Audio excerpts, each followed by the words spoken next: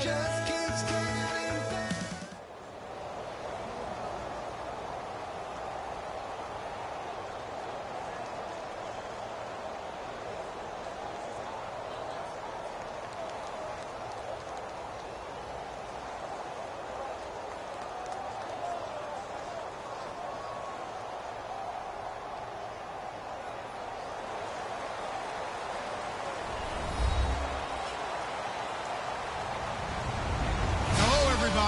I'm Larry Ridley, and this is Madden 17 on EA Sports. In today's game, two quarterbacks who have been on the grandest stage multiple times will battle once again. It's Eli Manning going up against Tom Brady. So let's get you up to Foxborough as we check in with our commentators, Brandon Godden and Charles Davis. Larry, we are about an hour's drive southwest of downtown Boston in the area known as Patriot Place, Gillette Stadium, here in Foxborough. Straight ahead, we've got a good one on tap here between the New York Giants and the New England Patriots.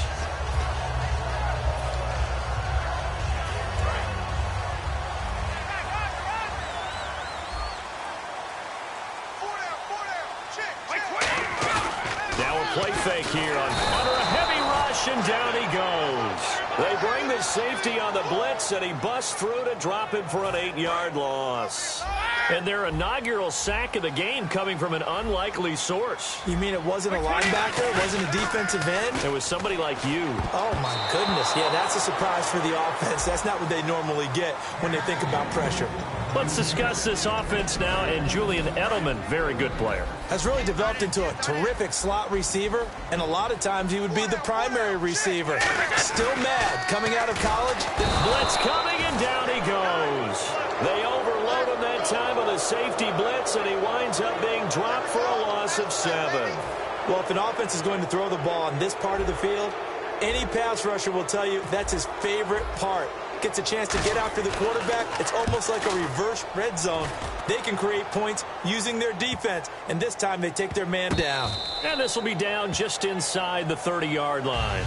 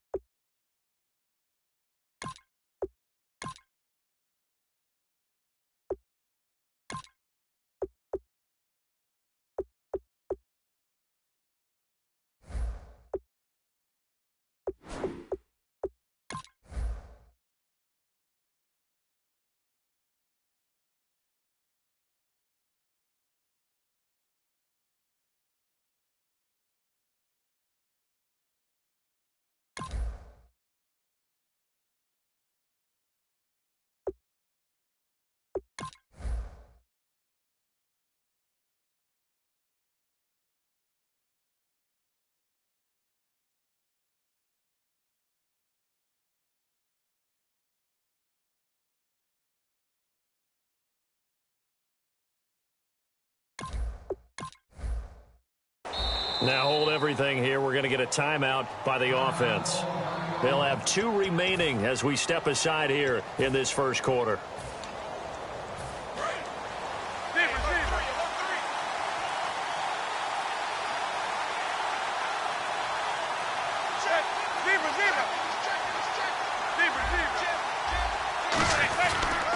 A first carry now for Paul Perkins.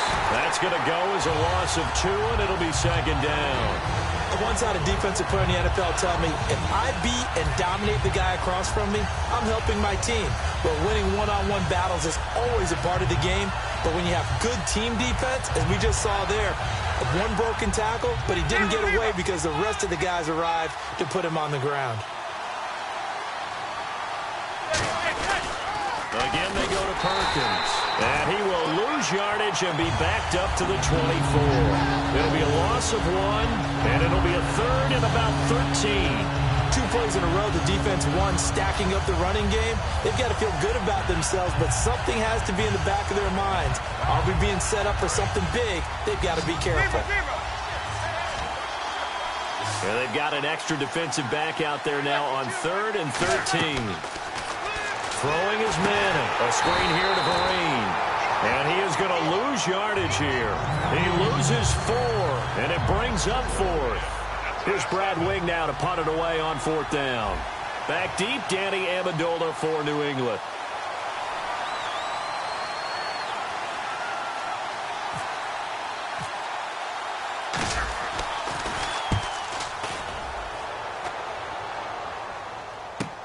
And taken right on the 30.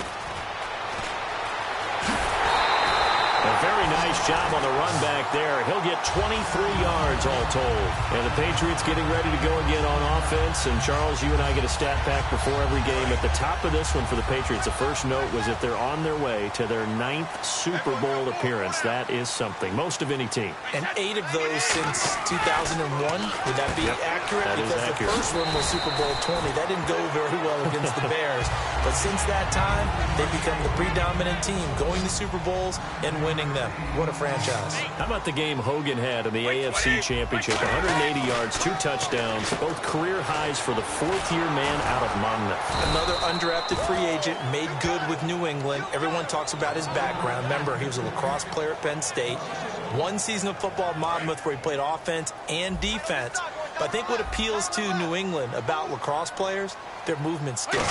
They are used to being shifty, used to running through contact, used to absorbing those things, and that allows him to make those contested catches in tough spaces. And he's going to get to the 31, enough for the first down. Fresh set of downs here. Looks like the defense in press coverage here. They go play action here. And no escaping this time as he'll go down. They got him for a sack. The safety blitz staged to perfection that time as they sack him for a loss of 6.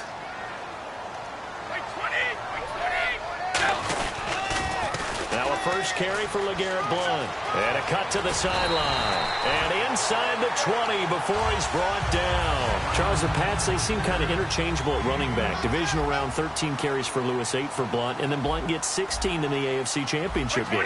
Most teams in the NFL are identity teams. This is our identity. This is what we do. Whether they throw it, whether they run it, they stay consistent. They do that all the time. New England's identity is they don't have one. They change things up, and they're a game plan team.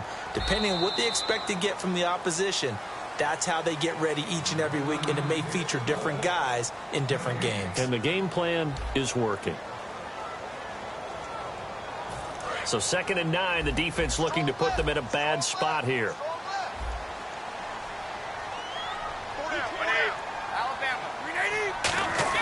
Brady to throw on 2nd down. And he's going to drop this off to his fullback. And able to get him down, but he does reach the 5. It's a good gain of 11, sets him up 1st and goal. And they pick up a first down, and that came out of the fullback position. But as you and I both know, that doesn't necessarily mean that's a fullback playing in that spot. Well, times have changed, right? The old school fullback doesn't really exist anymore. We're not getting that same player out of college with all the spread offenses, not very many pro style where you actually have a true fullback.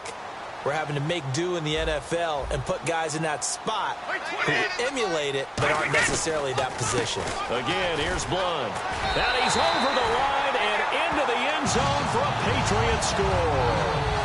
LeGarrette Blount taking it in from 4 yards out. And the Pats able to cash in for 6. And there the counter play proves successful for the touchdown. What typically makes a counter play in general successful, Charles? Well, what you're trying to do, Brandon, is to get the team moving in one direction, meaning the defense. Get them going in one direction and then wall them off with your blocking and bring it back in the other direction. That way, you don't actually have to punish them with your blocking. You just position them. And if you have any kind of a good back, he'll take full advantage of it and gain good yardage. Brady's going to look to throw. It's complete, and he will get into the end zone to extend the lead by 2 more.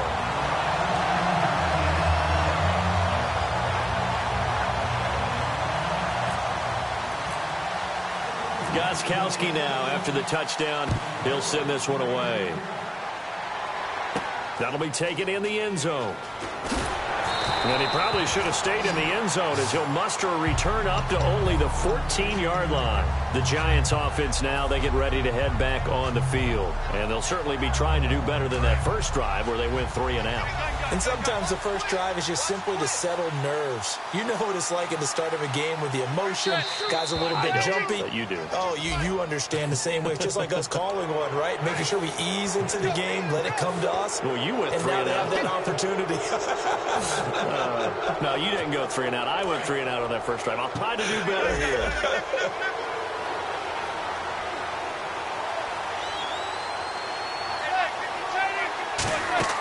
Manning. And the tip there altered the ball flight, and it falls incomplete. It'll be second down. All right, I want to hop to something else real quick. You get 2 weeks off before the Super Bowl. Atlanta, New England. Everyone knows what happens that second week when they're in Houston. What happens the first week? Well, I think for most of them, it's making sure they get rest and rehab because they're going to let them come down off of the victory from before you start up. Plus, you don't want to get the game plan in too early. You'll peak, and guess what? Now you'll be stale by kickoff time. The best ones integrate the game plan similar to a regular season game. During the week, get it in there with a few extras along the way. So, yeah, they'll make sure they ramp up in time for kickoff on Super Bowl Sunday and not before. He finds Beckham complete, and they'll get 14 yards out of it and a fresh set of downs. So Manning to Beckham, and this defense, they better hone in on that connection. It's almost like an electrical charge for him, isn't it? When he catches the first one, I'm talking about OBJ, he just goes to the huddle and says more. And really, he's just one of those guys that once he... Looking for Cruz, and it's intercepted. Picked off by Patrick Chung. And he'll get this one out to the 50 to the midfield stripe. The Patriots offense now, they work their way back onto the field. That last drive, it was a good mix. Run, pass. Defense on their toes. And what really helps out in a big way is when you're doing the run-pass mix and everything's working, that means that they're guessing wrong every time on defense. They think you're going to pass when you run and vice versa. I would continue that, and when they finally draw a bead on you, maybe you mix it up a little bit, a little play action, and throw the ball. And will they maintain that balance? Time to find out. Hey, 4 down. Wait, 20! Brady gives now to bunt. And he's going to be stopped up at about the 47-yard line. He only got a couple on that one, so not a ton of help. They'll have a 3rd and 8 forthcoming. So following the run, we'll see what they do here on 3rd down. And on the outside, they're playing press coverage. Wait, 20! Wait, 20! Now a carry for the shifty Dion Lewis. Well, for Dion Lewis, 3 touchdowns against Houston in the divisional round. That was great. Everyone was talking about him, but just 8 carries, 11 yards in the win over Pittsburgh. And we did talk about it a little bit, 2 fumbles in that game against Houston. But it was really talked about amongst his team, especially with the head coach. And he wanted to make sure he was going to hold on to the ball, put him through some contact drills the week before the AFC Championship game. But it just wasn't his time because the game plan was featuring LeGarrette Blount. But Dion Lewis, undefeated is New England when he's in the lineup for them. I believe it's 15-0 and counting. And New York set to take the field. And following the interception, we'll see what they can put together on this drive. I hear my old college coach right now. He always used to tell us before every game, the team making the fewest mistakes will win. What they're hoping is that last mistake is their only one of the game. Coaches, that's all they talk about, turnovers, right? Minimizing those and maximizing opportunities. One thing I know from experience is that when the deep ball is thrown and you're the defender, you've got to fight that little bit of panic that emerges. You've got to play the ball really well. It's a 50-50 jump ball play. And guess what? They took a shot. How are you going to win it? And in this case, they managed to get it done. Brandon, it's early in this one, but Paul Perkins is a guy that I saw play at UCLA. And you know when he did his most damage? Late in the ball game. He's one of those guys that's a high-volume ball carrier and really wears... Trying to get it to Beckham, and it's intercepted. Devin McCourty picks it off. And a big turnover there as his guys will get the football back. Out comes the New England offense to see what they can do this time. And this offense last time turned it over, went for it on 4th, didn't get it. They're lucky, though, because no points against the team on the board, but we'll see how they respond. Yeah, they got to get a lot of credit to their defensive teammates, don't they? They had their backs on that last series, and because they did so, that allows the coach to still stay aggressive on offense and maybe go for it again in a similar situation. I was going to say maybe makes that offense feel good when you know you've got a defense making stands like that. Yeah, that'll loosen up things a little bit, won't it? Maybe he'll play a little bit better than that. And he's going to go down. Back at his own 5-yard line, it's a sack. So roughing the passer, 15-yard penalty. And you notice how the offensive line responded. A couple went to check on the quarterback, and a couple went to the guy who hit the quarterback. No one likes to see their quarterback hit. To throw, it's Brady. He sets to fire deep, and it drops down incomplete. Thought he might have had it. Instead, second down. And when all else fails as a defender, when you're not there in the coverage, your best friend is exactly what we saw there. A big play shot taken by the offense. Unfortunately, it ended in a big drop. The new acquisition, Martellus Bennett, the intended target. And now it's third down. And the offense looking to pick up the first down after the second down incompletion. Throwing is Brady on third down. And he'll have his man. That's Edelman. And he brings this up to the 46. Good enough for the first. So an entertaining first half, and now we have hit the 2-minute warning. Looking to jam the receivers at the line here. Press coverage look defensively. Now a play fake here on first down. He's going to air it out deep for Hogan. The former Bill, Chris Hogan, the intended receiver. And now it's second down. And on 2nd and 10 now. It's not often that we put the word overthrow next to the name Tom Brady. His accuracy is so good that when there are misses, they're usually not by much. So when we see one like that, look, scratch your head a little bit. Scratch your head. We're chuckling about the whole thing. Let's see how fired up he gets about it, though, because you know he likes to atone for his errors.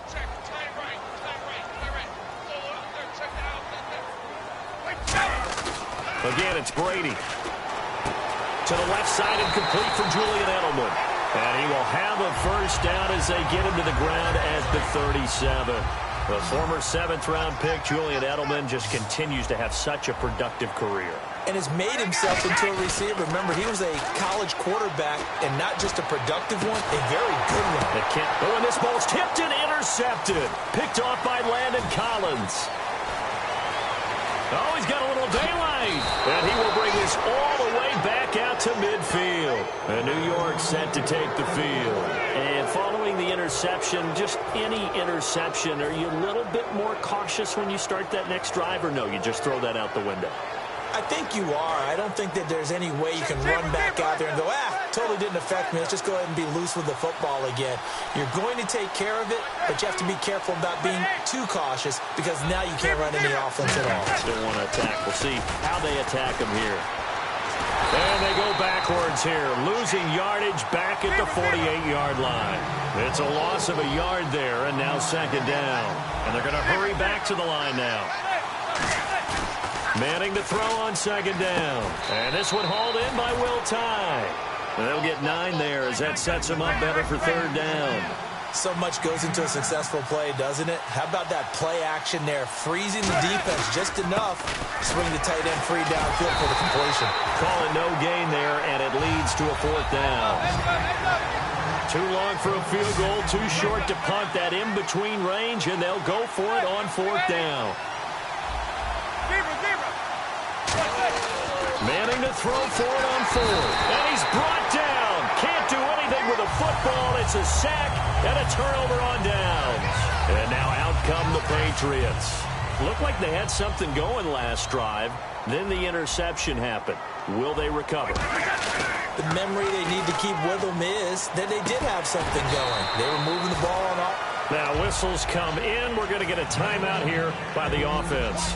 Well, if you like to see guys play the game hard, if you like to see the guys be aggressive, if you like to see the guys maximize their ability, you're talking about Julian Edelman, aren't you? What a game he had in the AFC Championship against Pittsburgh. 118 yards and a touchdown, and now he'll look to do what he did in Super Bowl 49, where he was over 100 with a score as well. And he's just one of those guys that if he's on the field, you have to respect his talent, but you especially respect his passion. Brady to throw on 3rd and 1. And that will be incomplete with the clock showing 18 seconds now to go. We know it's not an easy job to go out and catch passes when people are trying to tackle you and knock the ball away. But the bottom line is, that's a pass he's got to have and a pass he should have caught.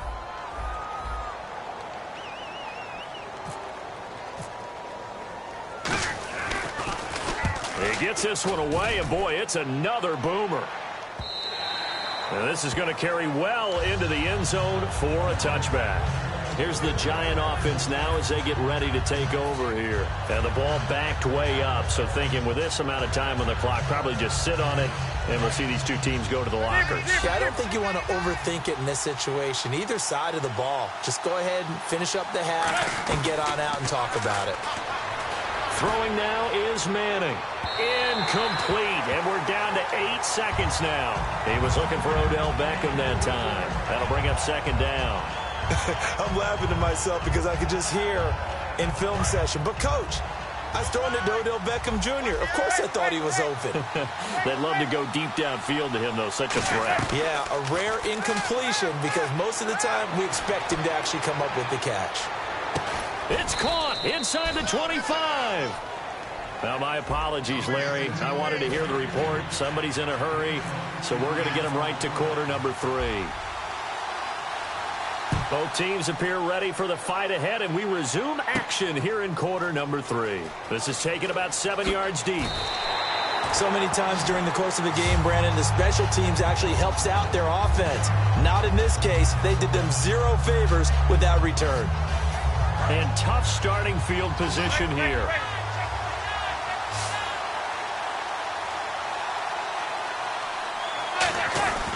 The drive starts with a run by Perkins. Trying to run inside, but nothing there. No gain on the play. It'll be second down. So nothing there, but maybe you blame that on the blocking. Yeah, at some point you've got to win at the point of attack. And on that play, that was all the defense. They made it happen. So they're still at the original line of scrimmage here. Second down and 10.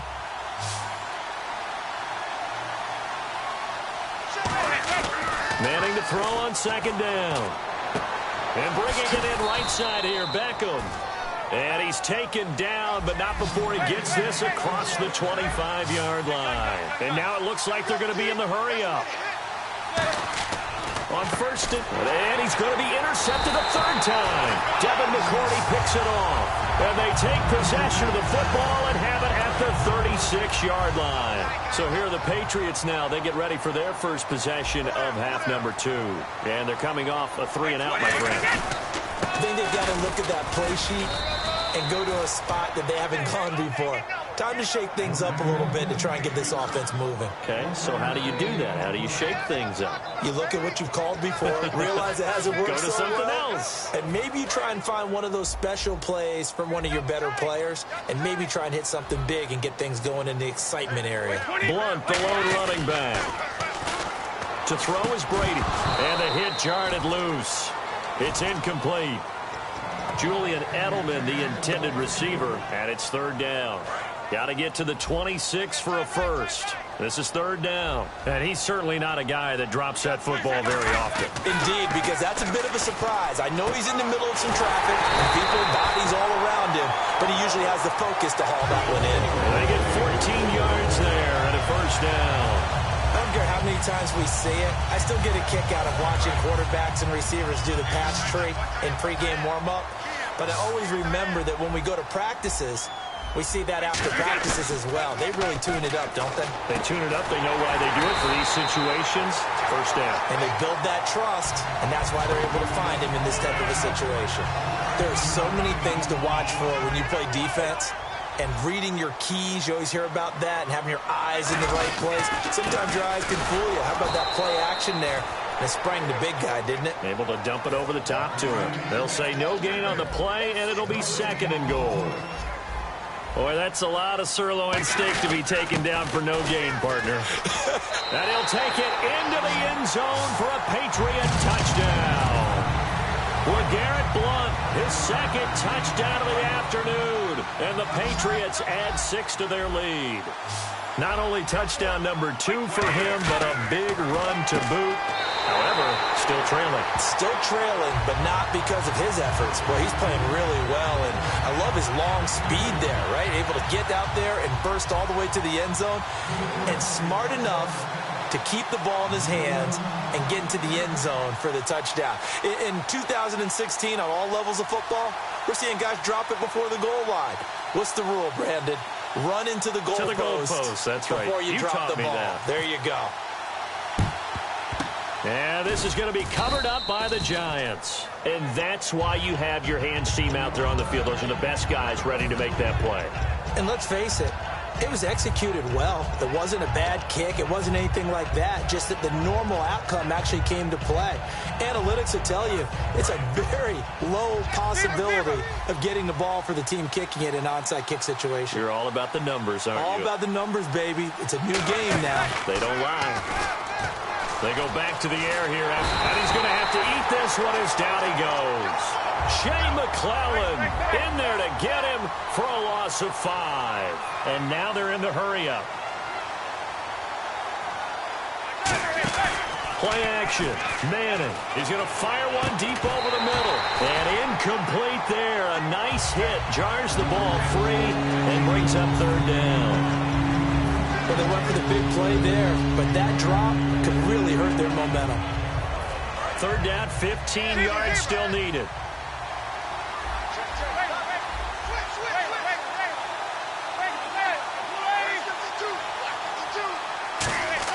On third and long, it's Manning. A screen here to Vereen.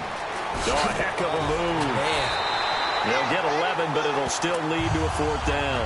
When you run a screen pass really well, you got to like the look of it because so many parts come together to make it work well. The offensive linemen, where they're faking people out, the back slipping out there, catching the football, then all of them going together as one unit downfield.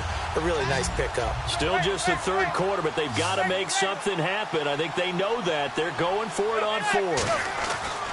Manning indeed going for it on fourth. Caught left side. It's Beckham. And he's got the first as they'll bring him down at the 28-yard line. Well, that's the kick starter right there.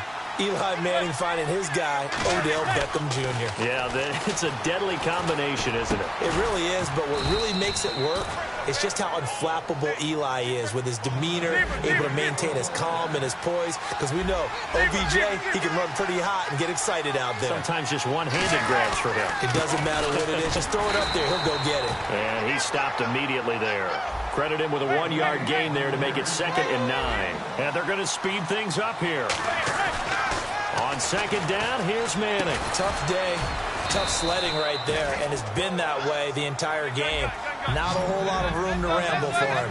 Yeah, you're right. It's been that way all afternoon. Didn't get a whole lot better there. They'll let the shorter back Perkins run it. And running room scarce here. He's going to be stopped in his tracks at the line of scrimmage. No gain, and it's second down. They're right there at the 1. No gain, but don't let that stop you. Line back up and keep going at them. If I'm them, I'm thinking about going at it 4 straight times. It's a loss of 2, now third down.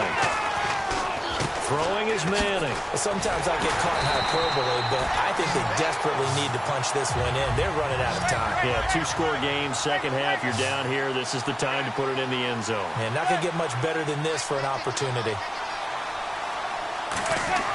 Manning to throw for it on fourth. And this is incomplete. Okay, partner, you ready for Brandon's off-the-wall stat question of the week here? Well, is that any different than any other time we talk? No, it's not. But Chris Hogan and Julio Jones actually had the exact same numbers in the conference title games. 9 catches, 180 yards, 2 touchdowns. Who did it better? Wow, that's a great question. Listen, the easy, trite answer is they both did it so exceptionally well, you just called it tie. But I'm breaking the tie. I'm breaking the tie. Julio Jones did it better. That short slant where he ended up running over 2 or 3 people and taking it to the end zone, that was the clincher right there. Julio Jones did it a little bit better than Chris Hogan. 10 yards still left on second down.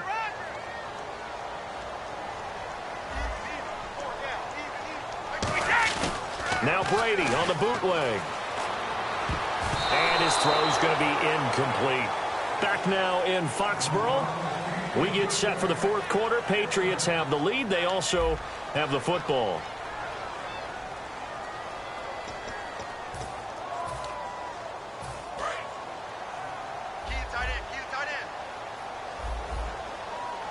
They come up in an offset eye. Throwing is Brady on third down. The safety blitz staged to perfection that time as they sack him for a loss of 6. Brandon, that just looked like a lot of confusion to me at the line of scrimmage. I don't think the offense had any idea of who was coming on the blitz and who was dropping off.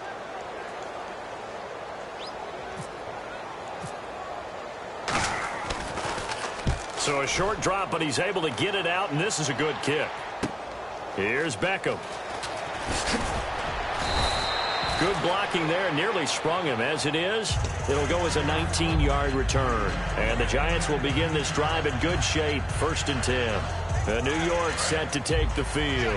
And last time they were very fortunate, this offense. They went for it on 4, turned it over in their own territory, but the other guys held up.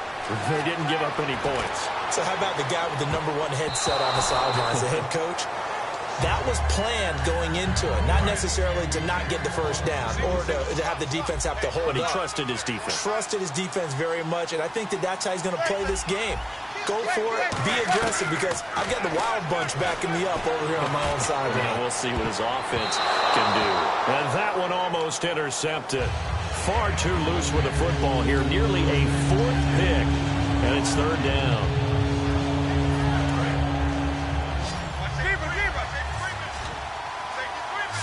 So here we go now. An extra defensive back in there on 3rd and 10. To throw, it's Manning. He'll try and set up the screen. It's complete. And an athletic hurdle that he displayed. Not a whole lot thereafter, but a nice gain.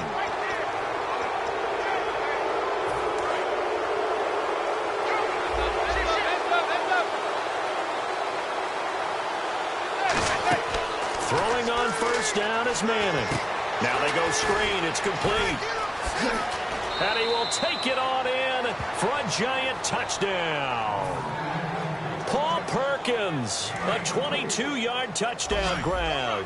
A big play looming for the Giants as they'll go for 2. And the Giants are able to draw a bit closer. And they're going to get the 2. It's caught. So they get the conversion. And now we're back to a 1-score game. After the touchdown, it's Robbie Gould now to kick it away.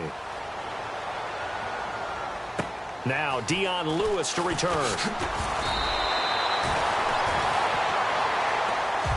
Now the Patriots gearing up to go now. And on the last go-around, they really couldn't get anything going.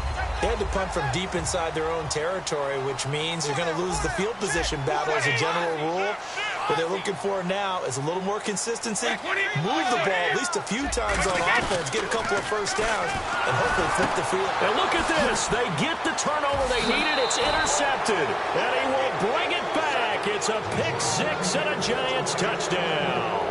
Short throw, pick 6 right there. Those linebackers, they love when those short throws come and those eyes get real wide, don't they? How about the anticipation on the play? Reading, reacting, and then the ability to catch the football and take it in the opposite direction. Still time to work with on the clock, but they wanted the tie now, and they got it. And I love their aggressiveness. Go ahead and get it done, get the game tied. Now your team has the momentum, and you're staring across the field saying, let's see if you can match us. Danny Amendola on the return. And he'll make it across the 20 as his guys will set up shop at the 23-yard line. So the Patriots coming out now. Looks like the defense in press coverage here. Blunt, the lone running back. And now a fumble. Brady loses the football. And his guys will take over at the 14-yard line in the red zone. Here's the Giant offense now making their way back out onto the field. And they'll just simply be looking to build off the confidence of the last time out where they scored a touchdown. Man, confidence is powerful, isn't it? When you scored once, you feel like you can go back out there and get it done again. Doesn't matter what the defense throws at them. They feel like they're in a groove right now, and they want to get out there and show it. Yeah, hoping to stay in that groove here this go-around. From the 2-yard line now, it's 1st and goal. And they run with Perkins. No gain there, and it's going to set up 2nd and goal. So stuffed from the 2, now what? You know me pretty well. What do you think I want here? Play action? Definitely. Let him get outside and create. And if he has to run it, he has a little bit more space. After all the preparation, all the practice, a play like that will absolutely break your heart. They had everything they wanted, just unable to complete it. In the end zone, a big-time drop. An extra DB defensively here. Big stop needed on 3rd. And that is caught. He's got it for a Giant touchdown. Victor Cruz, a 2-yard touchdown grab. And the Giants have taken the lead. Well, we've seen some lead changes, and certainly was in full control of the game, but that's not the case after that touchdown. Yeah, they erase a 2 TD deficit here to grab the lead. And this play is going nowhere fast as he goes down.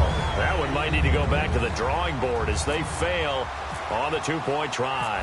After the touchdown, it's Robbie Gould now to kick it away. This is fielded at the chalk of the 10. And not a bad return here. He gets it out to the 25-yard line. The Patriot offense now set to come back out on the field. And last time, not only the turnover, but that turned into 6 points. They got to make up for that here. We always hear about empty possessions, but some are worse than others. You can have an empty possession, punt the ball away, get yourself set to play defense, but when you turn it over, it changes momentum, and when they take it downfield and punch it in on you, that's a bad possession all the way around. Yeah, but you're hungry to get back out there, aren't you? You better be, because otherwise, it's going to be a long day for you. Brady now on first down. And he'll be hit as he releases it, and that'll fall incomplete. Well, any caused incompletion is good for a defense. But when you add to it that you get a little hit on the quarterback, knock him to the ground, make him think a little bit, hopefully knock him off his game, especially in a game of this magnitude, this tight in the fourth quarter, got to feel pretty good as a defense. An ex-teammate used to tell me all the time, I hate experienced quarterbacks because no matter what, you really can't hide what you're doing. And I think... Now the Giants will stop play as they take a timeout defensively. It's just their first. They'll be down to 2 remaining as we step aside here in the fourth quarter. Throwing on first down is Brady. He couldn't quite hold it. Got hit. Ball pops out. Incomplete. That was a classic example of trying to run with the ball without securing the catch. He was thinking about those rack yards instead of making the catch first and then taking off. Looking back to the air on second down, it's Brady. Slant route, caught by Edelman. That one good for 10 yards. And they'll be faced with a 3rd and inches. They're going to hurry back to the line now. Brady going to throw. And complete on the right side to Bennett. That'll make it 4th down after a loss of 1. If you're a selfish player and you're throwing the ball, you're cool with the completion. Maybe not so cool with the yardage loss, though, huh? Yeah, you went backwards on the yardage. It kind of works like a sack for the defense there. And, oh, a crusher there as it's intercepted. A great read, and it's picked off. And a big turnover there as his guys will get the football back. And New York set to take the field. And they were able to punch it in the end zone last time. They'll be looking to do that again here for the defense. Obviously, they'll be looking to stop them from punching it back in the end. And look at this. They get the turnover they needed. It's intercepted. Picked off by Super Bowl 49 hero Malcolm Butler. Now the Patriot offense set to take over again. And with 3 interceptions thrown already, we'll see. Do they rely more on the ground game here? They may have to change things offensively to try and settle things down. Not just for the guy throwing the ball, but for the rest of the offensive unit. Because their confidence has to be shaken a little bit. And you just wonder, is the backup going to start to warm up a little bit over on the sideline? Time for a break. We'll come back, see what transpires after this. It's already 2nd and 12. The defense hoping to push them back more. They come out here in the eye. Now Brady throwing on second down. And over the middle to the tight end, Bennett. That catch good for only a yard, and it'll be 3rd down. And quickly, they get to the line. Got to give credit where it's due. Really nice defense on that play. The pitch and catch was successful, but not any run after it. And he's got Bennett. 15 yards through the air and a 1st down. There's completion to the tight end, and I think they were looking at something out of central casting, frankly. Absolutely. I mean, size, the hands. Speed, can flat out run. You put that whole package together, you light up the eyes of an offensive coordinator, don't you? And there's another completion to the tight end. And let's face it, it is hard to overthrow a 6'6" target. It is indeed. Quarterbacks like their speed guys. They like that huge 6'6" target that they've got in him. They really do. And it reminds me of what one great tight end told me once. He told his quarterback, just make sure you throw it up there. You know, kind of like put up on the top shelf where the kids can't get it.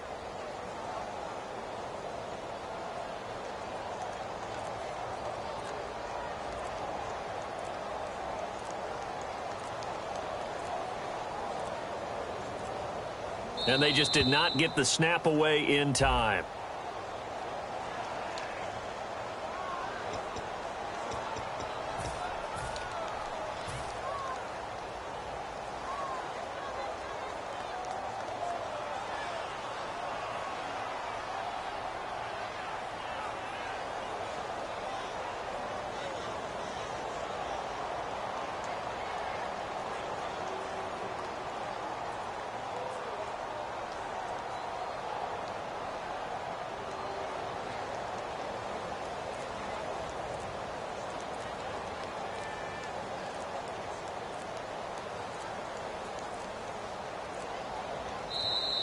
And some real confusion here. They won't even get to the line.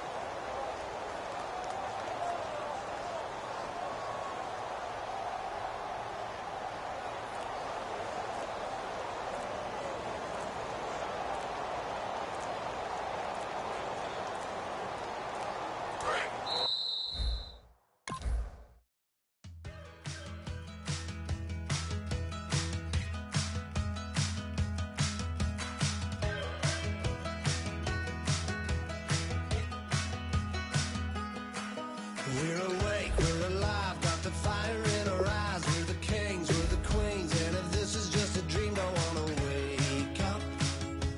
Let this feeling break up. We're running free, running wild, never running out of style. Got the fight, got the stuff, got the never giving up. Not gonna shake us, nothing's gonna break us.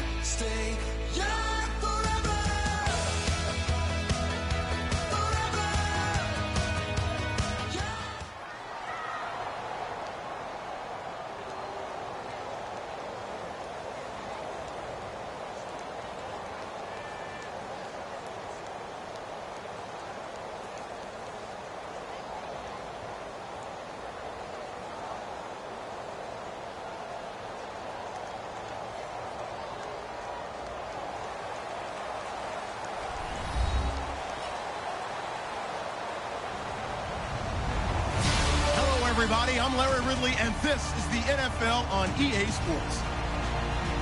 Anticipation is mounting for today's game, and we've got two quarterbacks looking to make an impact. It's Wilson's Seahawks going up against Manning's Giants. With that, we're off to MetLife Stadium in New Jersey as we bring in the two men who will call our game, Brandon Godden and Charles Davis. Thank you very much, Larry. We are here on a beautiful afternoon for football. Today, we've got a good NFC matchup on tap between the Seattle Seahawks and the New York Giants. The veteran kicker, Robbie Gould, set to get us started. And we are underway from MetLife Stadium. This is fielded at the chalk of the 10. And he's up across the 25 and down at the 28-yard line.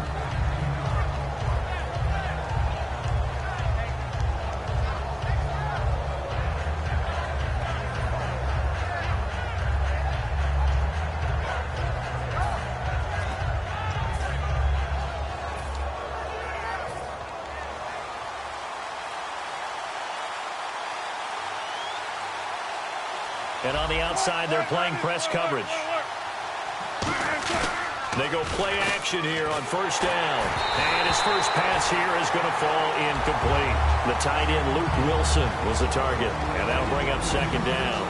And this offense often hinges on one of the best tight ends in the league, and that's Jimmy Graham. I think he made up for lost time when he got to the NFL because in college, he was mainly a basketball player, a defender who couldn't score.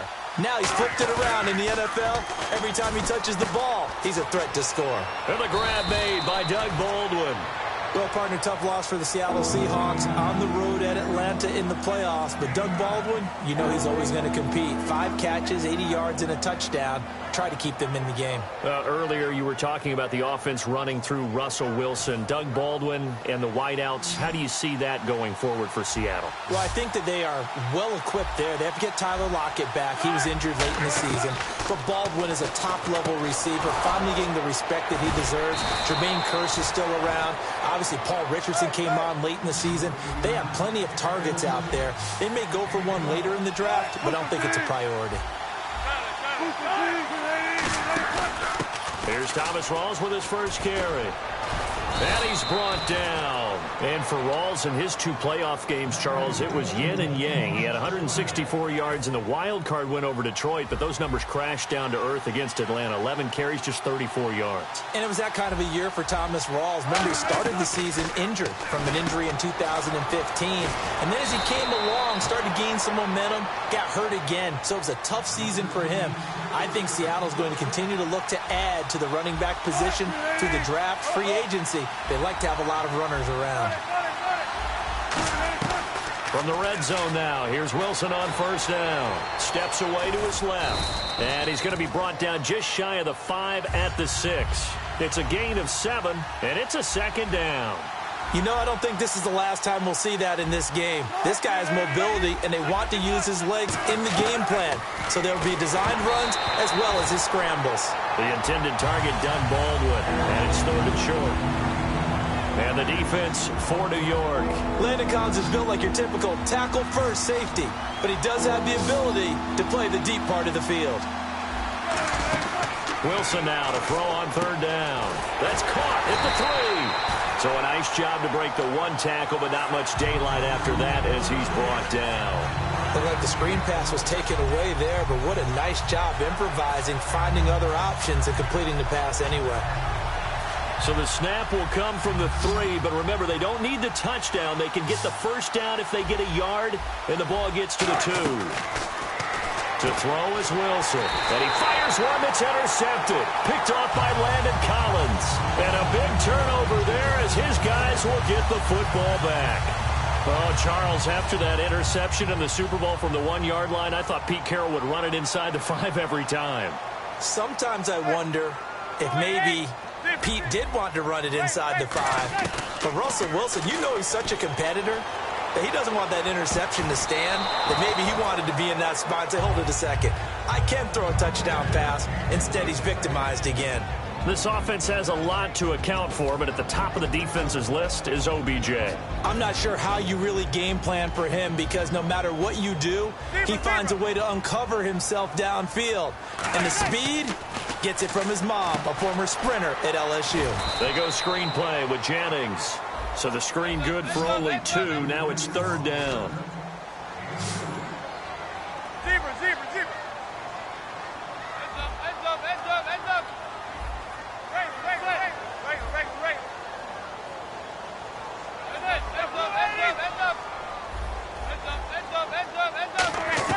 Throwing is Manning on 3rd down. He's going to air one out.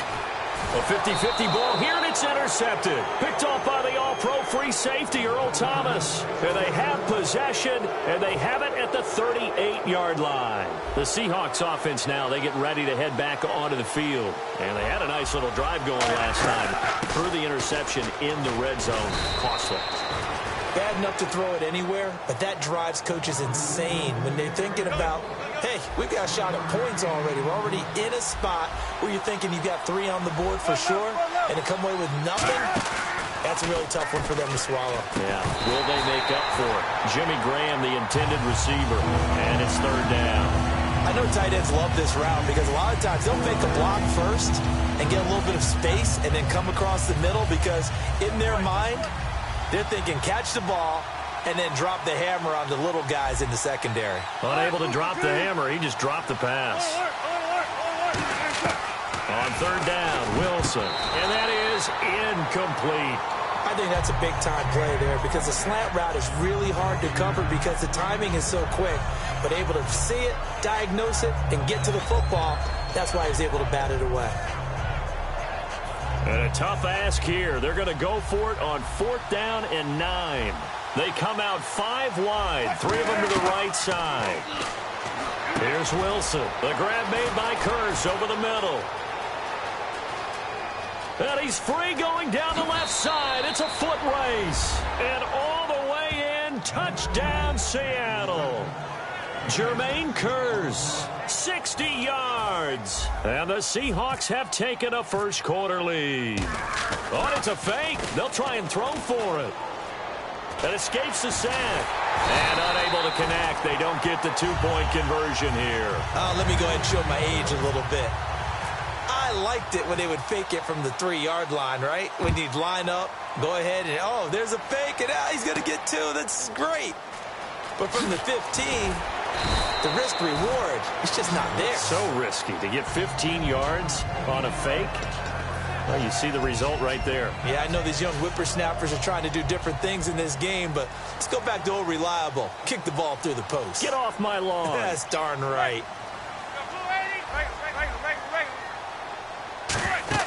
They go back to the air here after the INT. He was trying to get it to Rashad Jennings, and that'll bring up 2nd down.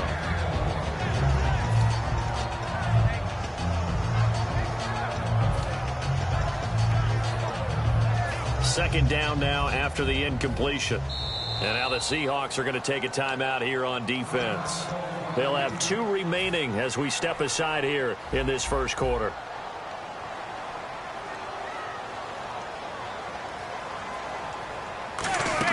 They go play action for Jennings. Now Manning. And he takes a shot on the release as this will be incomplete. They were trying to get it there to Sterling Shepard. And it's 3rd down.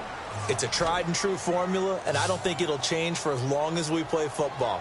If someone's trying to throw the ball and you can put pressure on them and make it tough, that's only going to help your defense. Yeah, and that's caught inside the 35. And all the way in. Touchdown, New York. Odell Beckham, 83 yards. And the Giants have tied it here, and they can take the lead if they hit the PAT. Eli's going to throw. Looking for his receiver Sharp, and it's intercepted. It's the Pro Bowl quarterback, Richard Sherman. And he'll go down inside the 15 at his own 13-yard line. So we're right back where we started. All even as the kick's away.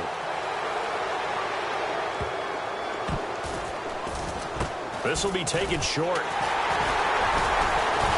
And he will take it back only to about the 13-yard line here. The Seahawks offense now, they get set to go back to work.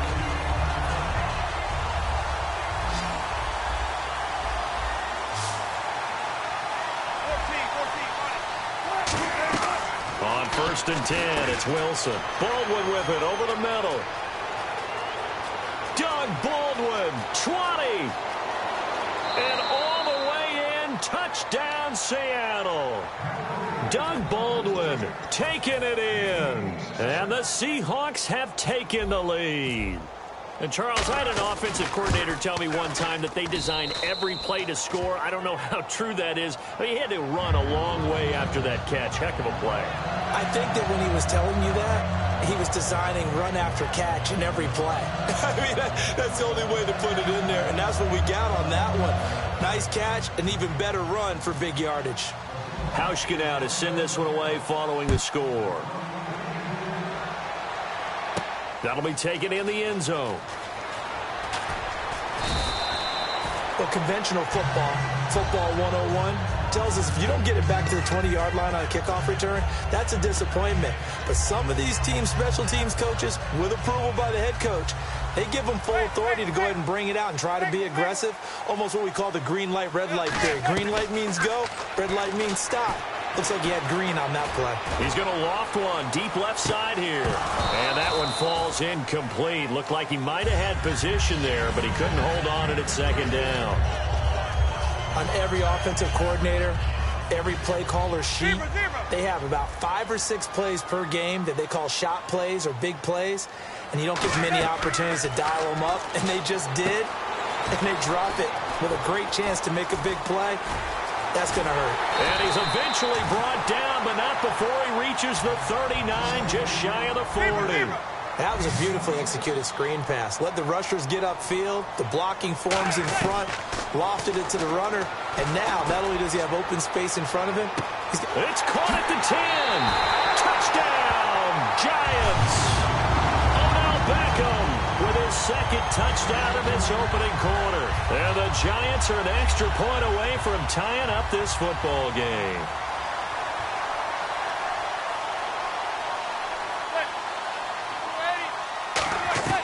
They'll look to throw. And this one incomplete. So they went for the 2. They don't get it. So now, Charles, 2 touchdowns, 2 tries at 2-point conversions, and both fail. And you want to say, let's go ahead and run the kicker out there from now on. But the problem is you're chasing points at this stage. So now you've got to dial up more 2-point conversions and hope you're successful from here on out.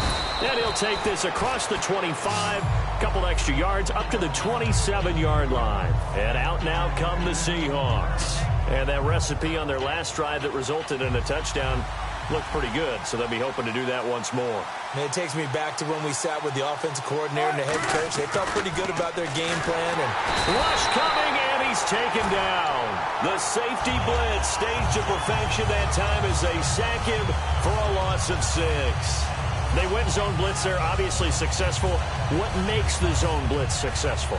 Well, just go ahead and let's break the term down. Zone means they're going to play zone behind them in coverage, not man-to-man. But the zone blitz, why it's confusing to offenses?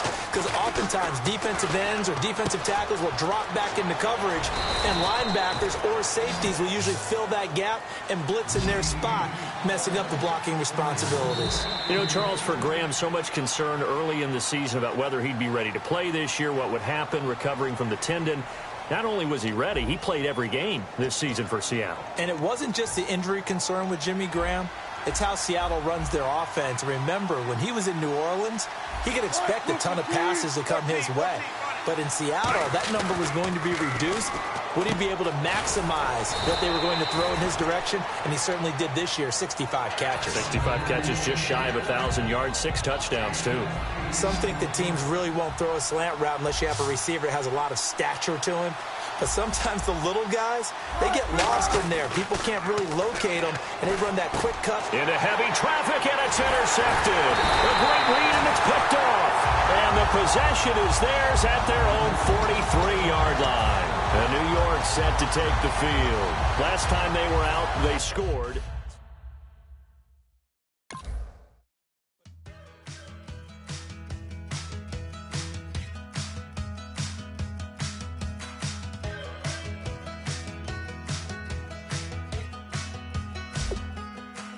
We're awake, we're alive, got the fire in our eyes. We're the kings, we're the queens, and if this is just a dream, don't wanna wake up. Let this feeling break up. We're running for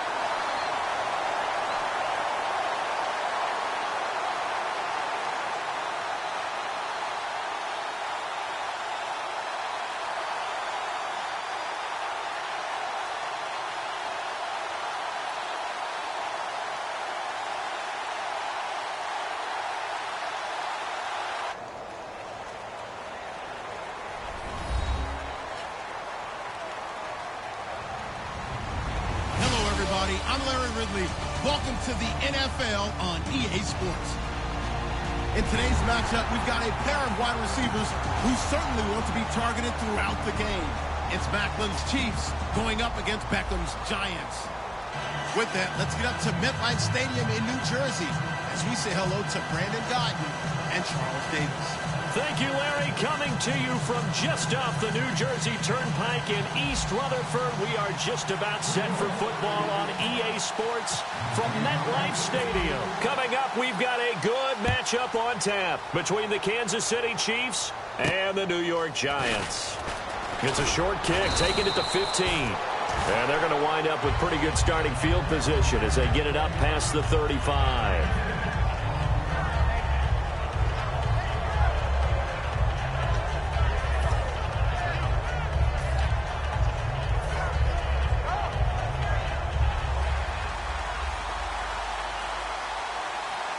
Left, 2 to the right. Smith, screen pass to Charles. And he'll get up to the 43-yard line. A good pickup there on first as the screen pass gets him 8. A good safe pass there right off the bat. That's almost a rhythm play. That's what we like to call it. Get them into rhythm early, something safe, something they're confident about, something they feel good. And once that's completed, then you just keep moving from there because the confidence elevates. He's going to hit his man out of the backfield, complete. And he'll be brought down just shy of midfield at the 49-yard line. It's a pickup of 6 and good enough to move the chains. It appears they found something that's working, and they keep going back to it. I guess you can actually say he has the hot hands now, doesn't he? Yeah, well, it's one thing to hit your guy out of the backfield once, hit him a couple times. Yeah, you're right. Maybe they're onto something. And I think a lot of that is simply if you get it to him in space, more times than not, he's going to get more yardage than you expect out of each play.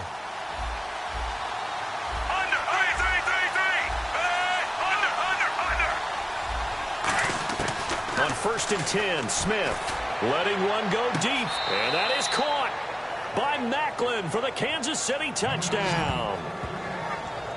Jeremy Maclin, 28 yards, and the Chiefs are going to take a first-quarter lead. And there's going to be a stoppage here. The booth wants to take another look at this potential touchdown.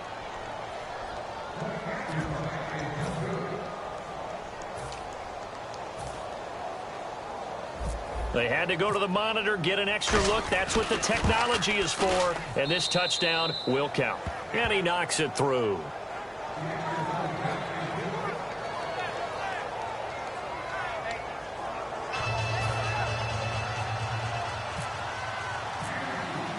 Now after the touchdown, here's Santos to kick this one away. This will be taken to the back of the end zone. And he probably should have stayed in the end zone as he'll muster a return up to only the 14-yard line. Well, conventional football 101, tells us if you don't get it back to the 20-yard line on a kickoff return, that's a disappointment. But some of these special teams coaches, with approval by the head coach, they give them full authority to go ahead and bring it out and try to be aggressive. Almost what we call the green light, red light theory. Green light means go, red light means stop. Looks like he had green on that play. No gain on the play there, 2nd down.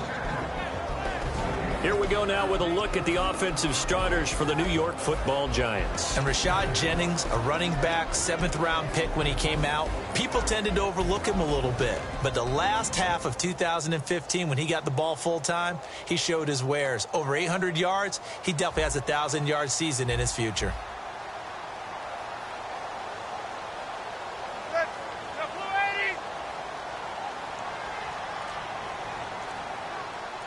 In motion left is Cruz. They'll need to get the play off quickly. On 2nd down, here's Manning surveying the field. Oh, the ball comes out on the hit, but they'll say it's incomplete. The Pro Bowler Odell Beckham, the intended receiver. 3rd down here. And a glance now at the Chiefs' defense. Marcus Peters is a former 1st-round pick who has great anticipation and tremendous ball skills. So a ways to go here on 3rd and 10.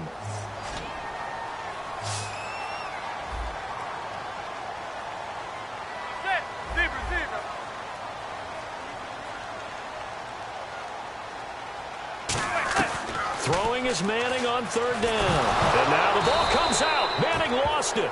On plays like this where the ball comes free, it's often unusual for the team that lost it to get it back. Because this is the quarterback. The ball gets away from him. Everyone else is trying to execute what they're supposed to do on offense. They're usually looking in the other direction, downfield. Into a double team, and it's intercepted. Picked off by the free safety, Eric Berry. And it's a huge return as he brings this all the way back down to the 15-yard line. Now the Chiefs offense, they get ready to head on the field. And they will simply, Charles, be looking to duplicate what they did last drive when they were able to push it in for 6.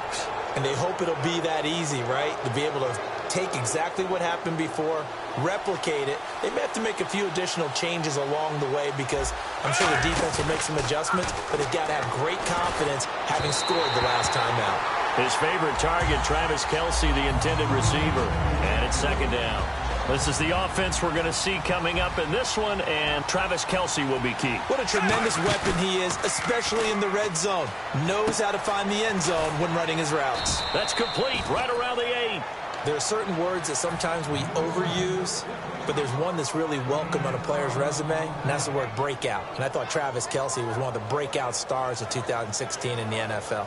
What a season he had with Kansas City. Over 1,100 yards. Now, to put that into perspective with everybody else that was catching the football for them, the next closest had 593 for the Chiefs. So, breakout year indeed. And for me, it's how he did it, because he did it in a variety of ways, where there's an inline tight end, a guy who could split out and really become a wide receiver, and then when he caught the ball, he ran like he was a running back. I know we don't talk about it enough, but the intelligence level of the guys up front blocking, the offensive linemen, maybe the smartest guys in football overall. Add in a little bit of athleticism and a whole lot of toughness, you got a lot to deal with, don't you? That's why the guys in the backfield get them really nice Christmas gifts, right? If they're smart, they do. This will be taken to the back of the end zone. Oh, the hurdle. Oh. Now out come the Giants. The conventional football 101, tells us if you don't get it back to the 20-yard line on a kickoff return, that's a disappointment. But some of these teams, special teams coaches, with approval by the head coach, they give them full authority to go ahead and bring it out and try to be aggressive. Almost what we call the green light, red light theory. Green light means go, red light means stop. Looks like you had green on that play. The good signal callers would never go back in the huddle and play the blame game because they need those guys to protect him. But on that last one, his offensive line, they lost their leverage very quickly, and that's why they're in. And that's caught inside the 30. And all the way in. Touchdown, New York. Odell Beckham, 84 yards. And the Giants strike quickly here for 6 points. And when a Hail Mary is completed for a touchdown pass like that, I think any defensive coordinator just puts their faith. And now the pressure gets there, and he goes down. So he couldn't get rid of the football, and that deficit stays right where it is.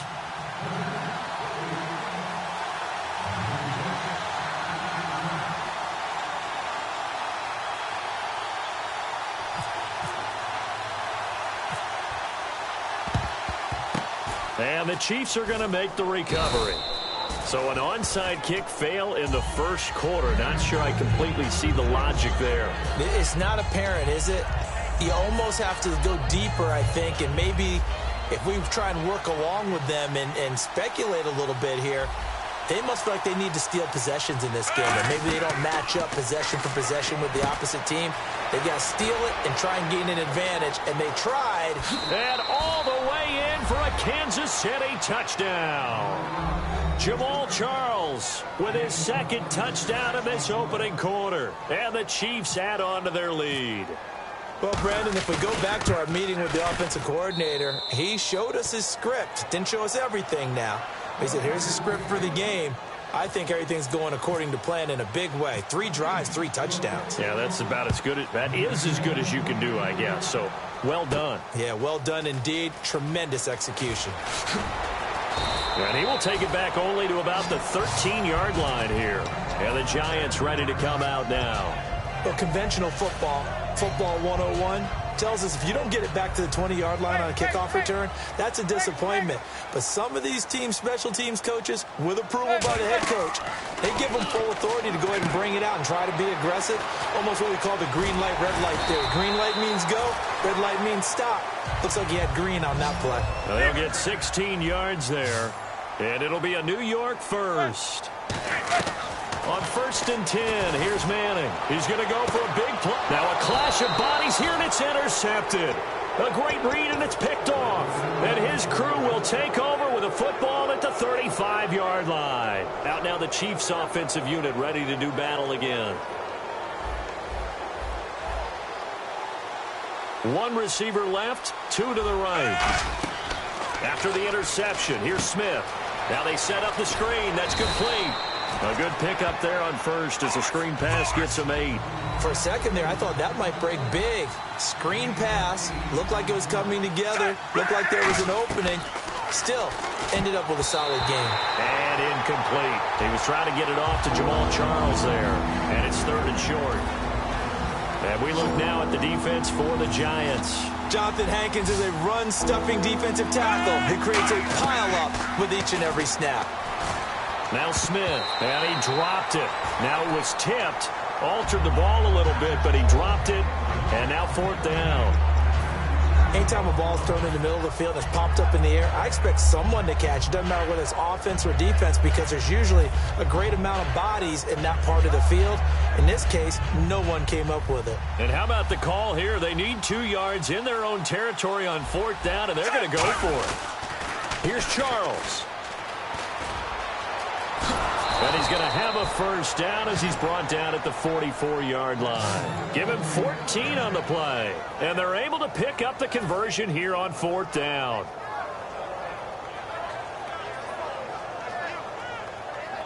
So the run moves the chains, and here we go on 1st down. They'll come out in the pistol. Now a 1st down throw. It's Smith. Hit as he throws there, incomplete. The veteran Jeremy Maclin was the intended target. And now it's 2nd down. So incomplete on first. Let's see what 2nd down has in store. So much of this game is about leverage. We always talk about low man wins in the trenches. Well, it's like that in just about every position. And sometimes if you... Under a heavy rush, and down he goes. Olivier Vernon in there to make the sack. He buries him for a loss of 10. And I know it seems like we say this a lot in broadcast booths, but a quarterback can hold on to the football too long in these situations. I think he did right there. Oh, I agree with you totally. Sometimes you have to understand situations. Get rid of the football, save some yardage to make it less to gain for the next down. Instead, he was so hipped on ball security, he held on to it and took a big sack. Back now with Charles Davis. I'm Brandon Gaudin as the Chiefs in possession of the football as we begin the 2nd quarter. They do, however, have a tough 3rd and long coming up. One receiver left, 2 to the right. And now the Giants will stop play as they take a timeout defensively. They'll have 2 remaining as we step aside here in this 2nd quarter.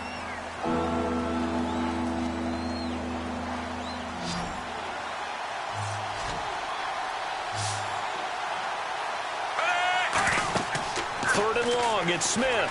Oh, it's a screen pass. That's complete.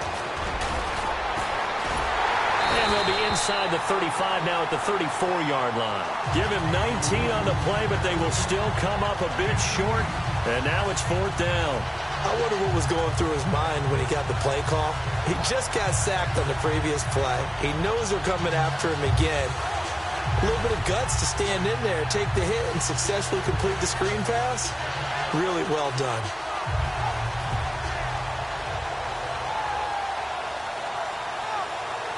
Would have been a decently long field goal, 51 yards from here, but instead they're going to go for it. On 4th down, Smith. Hit as he throws, and this is going to be incomplete. All right, I want to take this chance to show you some love, make fun of myself. Beginning of the year, we did Super Bowl picks. You had New England and Green Bay. You were close. I had Pittsburgh and Carolina. I guess that's why I do the play-by-play and you analyze things. Well, I don't know that you weren't close. You had Pittsburgh in the Final Four. That's not so bad. You had the defending NFC champion in Carolina in there. I get it. Their season went awry, but Green Bay, I thought I had a shot right up until about, 17-0 against Atlanta. And then put I the kibosh down. Yeah, I said, okay, that's not going to work out. But what a tremendous year by Atlanta and another great year by New England.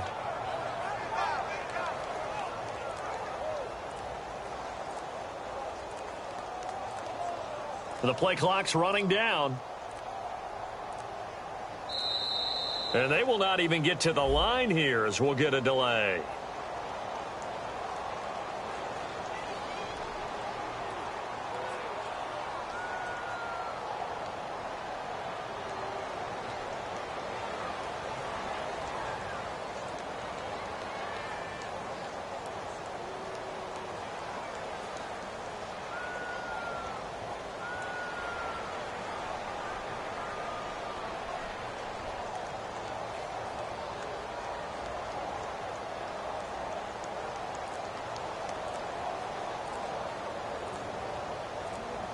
Time running out here on the play clock. And big problems getting the play out, obviously. This will be a delay.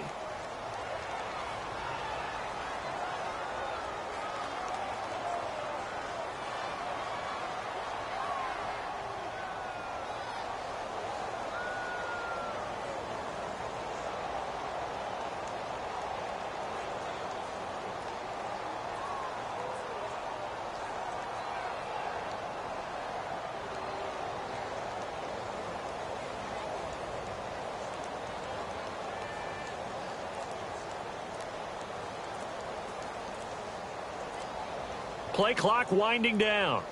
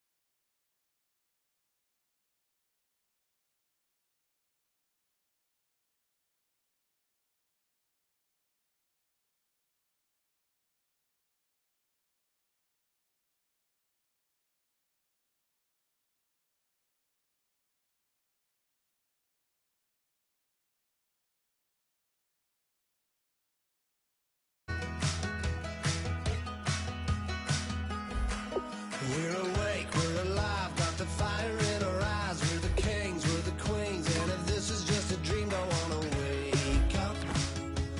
Let this feeling break up. We're running free, running wild, never running out of style. Got the fight, got the stuff, got the never giving up. Not gonna shake us, nothing's gonna break us. We know we are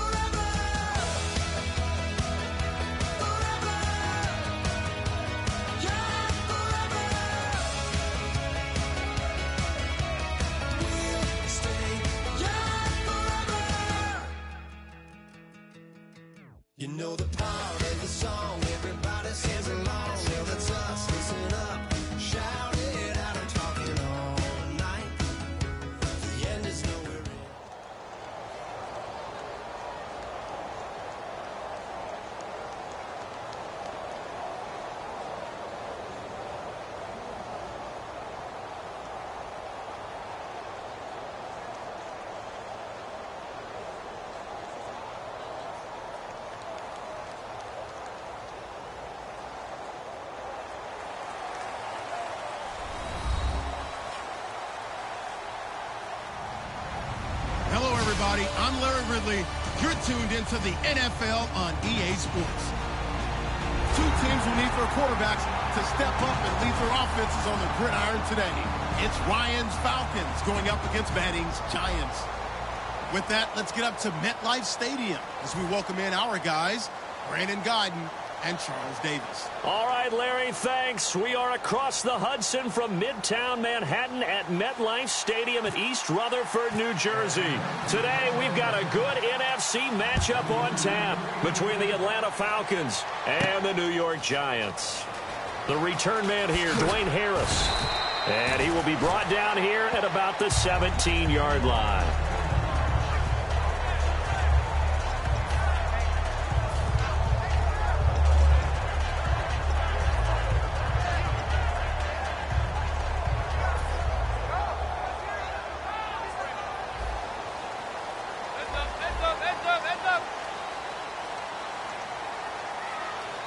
They come out here in the eye. Here's the former 7th-round pick, Rashad Jennings. 5 yards on the carry. Good pickup on first down. And the coach has decided to challenge this play. He has tossed down the red flag.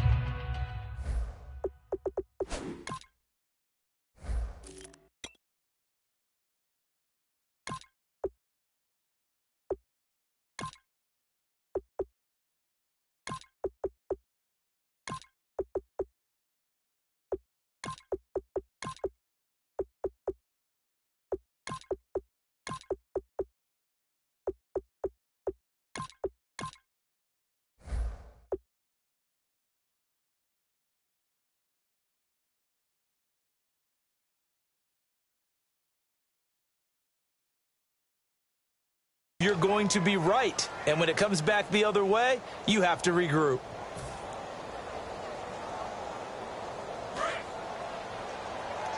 Zebra, zebra.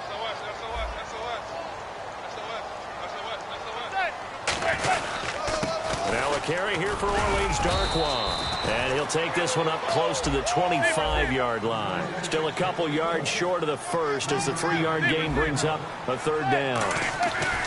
Manning looking to throw on 3rd and 2. And he couldn't hang on to it through the contact. Incomplete. Today's NFL, these big guys are featured receivers. They move them all over the place to try and find good matchups. And they had one. They were just unable to complete the pass. And how about the call here? They need 2 yards in their own territory on 4th down, and they're going to go for it. They'll run it now out of the gun. And he's going to have the first down yardage as he's down at about the 30-yard line. 5 yards on the pickup. And on 4th down, they're able to convert and move the sticks.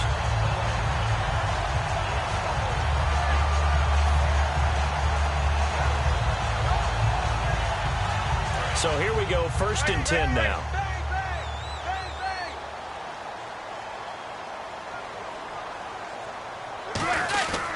They'll run again now with Darkwan. Oh, he breaks a tackle, and he's got an alley. And he'll get this one up to about the 39 here. 9 yards is the pickup there, and they'll have a 2nd and 1. Offensive linemen love creating space for their guys carrying the ball. But when that guy also breaks tackles and creates extra yardage, they almost feel like he's one of them, and they really embrace him. They'll run with Darkwan. And to the 42-yard line here and brought down there. 2 yards on the pickup there, but it's enough to give him a new set of downs. 2nd and 1, and people want to run the play.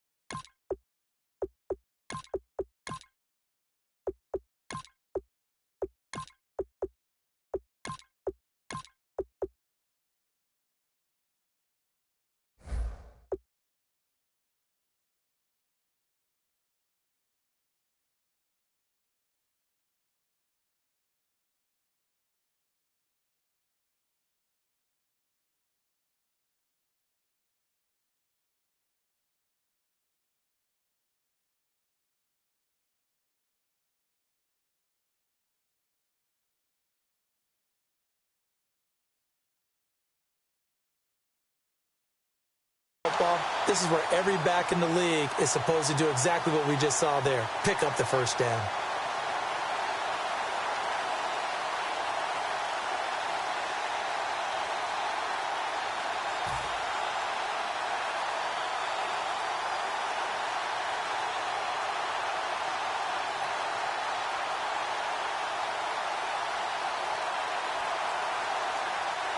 So the offense has it 1st and 10.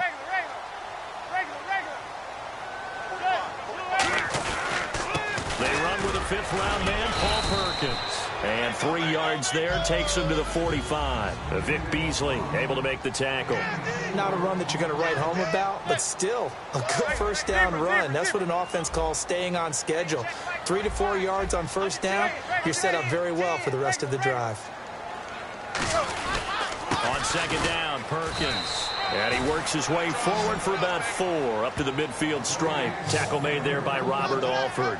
And this will be play number 8 of the opening drive. It's 3rd and short. But if you're going to have a relay race, you're probably going to pick your backs and receivers to run it.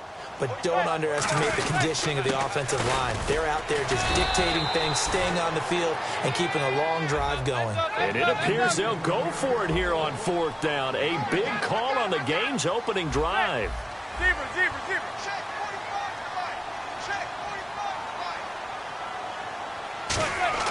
Manning to throw for it on 4. And it is incomplete. Boy, it looked like he had it and dropped it. And on the opening drive of the afternoon, the defense forces a turnover on downs.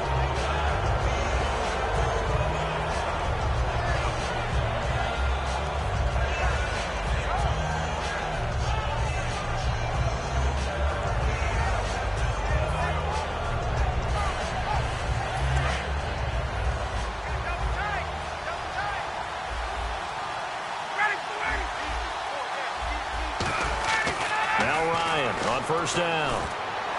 And his first look is incomplete. Levine Toilolo, the tight end, is intended target. That'll bring up 2nd down. All right, let's look at the offense. Devontae Freeman, this is a guy that you wanted to talk about, so take it away. Brandon, have you seen a running back play with such joy as well as such fury? I love the way he runs the football and attacks defenses. So 2nd and 10 here.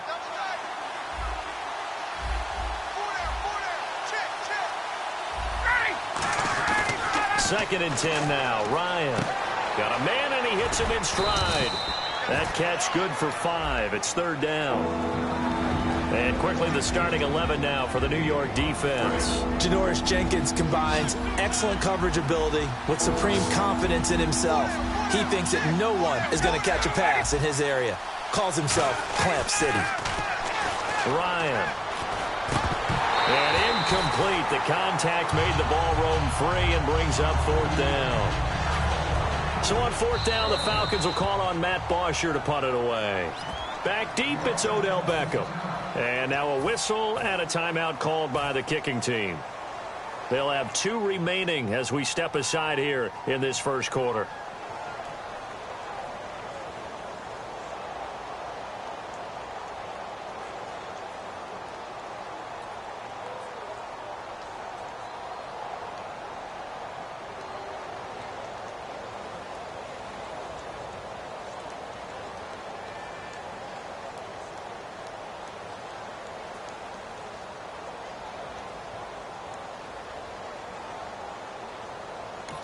And now the Giants, they get the officials' attention and take another timeout.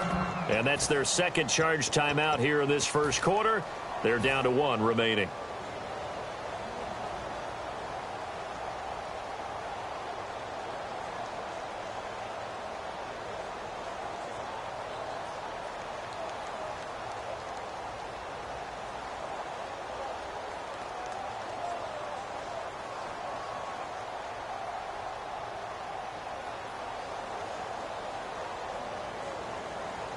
On 4th down, here's Matt Bosher on to punt.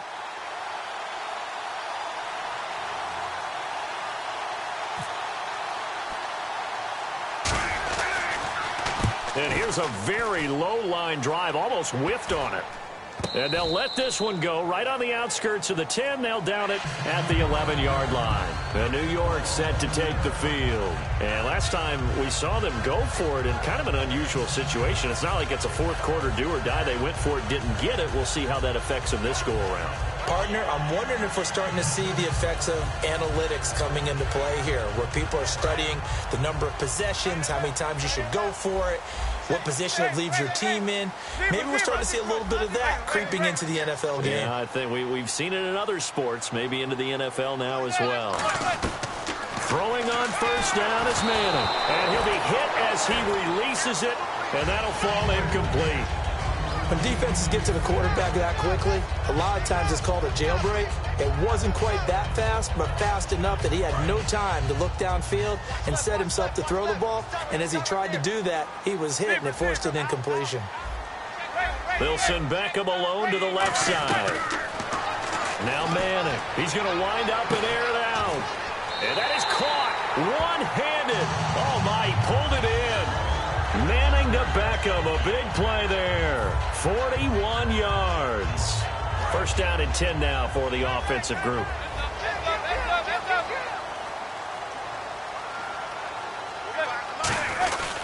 Manning going to give it to Perkins. And he's got some space here as he's got this down inside the 40 to the 39. Just what you want on a first down run. Call it 8 yards, and it's 2nd and 2. Some runs are blocked so well, you almost forget that someone has to carry the ball to gain the yardage. The leverage by the offensive line to create space up front, really well done. After watching him drop that slant, I can hear my old coach's voice ringing in my ears right now. You can't run with the ball until you catch it. Trying to get those rack yards before he secured it. They come out with one back and 3 tight ends. And he is going to lose yardage here. He lost 2, and it brings up 4th. The defense won that play so fast that I think if the running back even had time to notice if anyone was there, it was just a blink of an eye, and there was a loss on the play.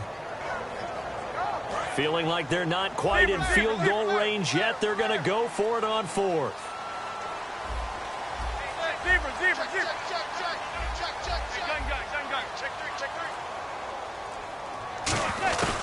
They'll run. It's Perkins. And he gets it to the 32. Good enough for a first down. Give him 9 on the play, and they're able to pick up the conversion here on 4th down. I like the reasoning. It's too far for a field goal, and it's too short to really get a big field position edge on a punt. Let's go for it. And sure enough, it's the ground game that's able to convert for them on 4th down. While we're not playing 3 yards in a cloud of dust football anymore, I kind of get why those old school coaches sometimes didn't want to throw the football. Because if it's popped up in the air, it almost turns into slow motion, and both sides trying to get to the football, and you're holding your breath wondering whether it's going to go good or bad for your team. Now Manning. And a hit jarred loose. It's incomplete. Will tie the intended receiver, and it's 3rd down. Oh, man, for him to be that wide open and drop it. Sometimes you have just too much time on your hands, right? You end up thinking way too much, and your hands get shaky. And yes, he's a tight end, but that's a catch he should have made. They'll send Beckham alone to the left side. Throwing is Manning on 3rd down. It's caught. Shepard. And he will take it on in for a giant touchdown. Sterling Shepard, 32 yards. And the Giants are going to take a first quarter lead. And they'll get set here looking for the 2-point conversion.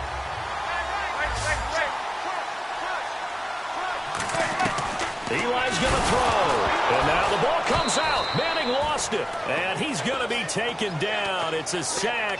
And they fail on the try for 2. After the touchdown, it's Robbie Gould now to kick it away. Here's Eric Weems now on the return.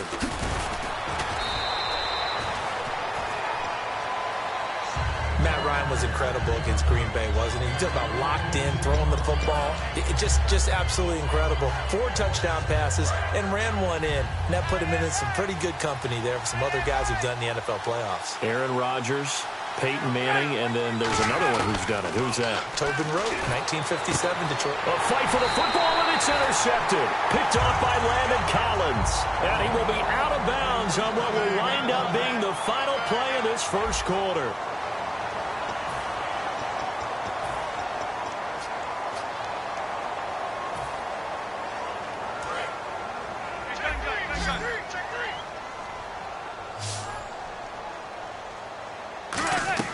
So after the INT, it's Manning. He'll try and set up the screen. It's complete. A good pickup there on first as the screen pass gets him a completed pass play. Now let's see if they go back to the air or to the ground. And at his size, he's a smaller back. You can get him the football. He can kind of get lost, make someone miss. It's good for him. Yeah, it's great for him. I like what you said there. Sometimes he gets lost in the traffic a little bit. But get him out in the open field into some space. That plays to his strengths the best and keeps him out of it where all the big boys are. You know, make someone miss in the open field. Perkins on third down. And some room to maneuver. And he's got the first as they'll bring him down at the 28-yard line. On third down, that's a good job of situational football and understanding where the first down marker was and getting there. And he rifles one incomplete. Offense still needing 10 yards. Second down.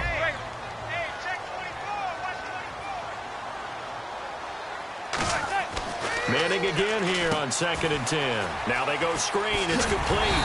And he's brought down. 12 yards there as they move the chains. They ran that one well, and not only did they pick up a nice chunk of yardage on the screen, they sent a message to the defense. Rush the passer all you want, but you better try to get it to Beckham, and it's intercepted. Picked off by Jalen Collins. And the gears will shift here as Atlanta will take over on offense. And speaking of gear shifting, a new change in Atlanta. They're going into a new stadium next year, but what a way to say goodbye to the Georgia Dome, huh? They closed out in the style that they wanted to, and the way that they played throughout the 2016 season. And I'd go back to when they opened it up in preseason, the first game ever in the Georgia Dome. They threw a bomb on their first series for a touchdown, and it felt the exact same way against Green Bay in the NFC Championship game. It opened in 92, and you're right, it finishes in dramatic fashion. And he gets this one just shy of the 40. They'll mark him down at the 39. With the way Matt Ryan was throwing it against the Packers, they didn't really need Devontae Freeman's legs on the ground. 14 carries, 42 yards, 42 through the air as well, receiving them. And that's the key, the 42 through the air, because it tells you that Devontae... Oh, you saw that one coming. It's intercepted. Thrown back across his body. Picked off by Dominique Rodgers-Cromartie. And the return will be stopped at the 34-yard line. The Giants offense now gets ready to head back onto the field. And the interception thrown in the red zone last time. We'll see if they can rebound. I just have to think the last thing he said as they went back out there was, don't do that again. What do you think? What do you think? Yeah, I think that. I think that not only did he say that, but he also told him, let's put it in the end zone that it's supposed to be in, all right? The end zone we're trying to score. I know we're being a little bit facetious here, but the bottom line is take care of the football, and everything else should flow from there. Quick lesson, never ask the play-by-play guy a question. Hey, you're my partner. I know you're right there with me.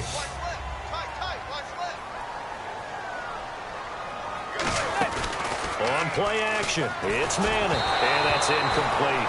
And you really can't pin that one on the quarterback, Charles. The O-line, they've got to protect better. And they know it. That's their meal ticket. They want to take care of the big guy behind them. In this case, they let him down.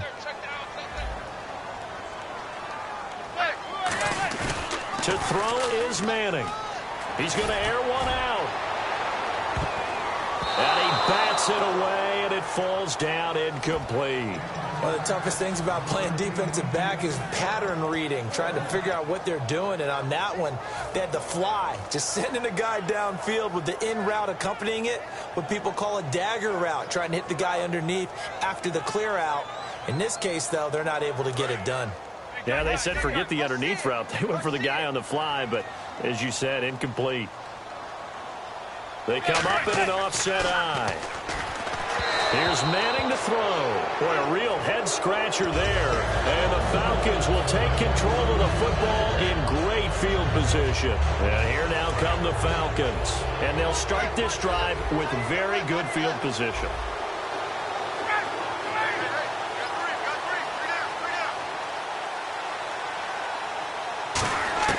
Trying to shake off the interception from the last drive. He'll look to throw. This one complete to Devontae Freeman. It's a gain of 24 that time. And it'll give the Falcons a first down. I'm going to show my age here a little bit. We used to talk about running backs catching the ball as safety valves. Nowadays, they're a big part of the passing offense. Quit acting like you're so old. You're only 65.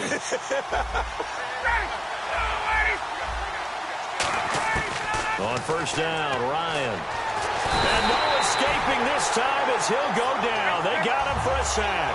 Devon Kennard in there to bury him for a loss of 11.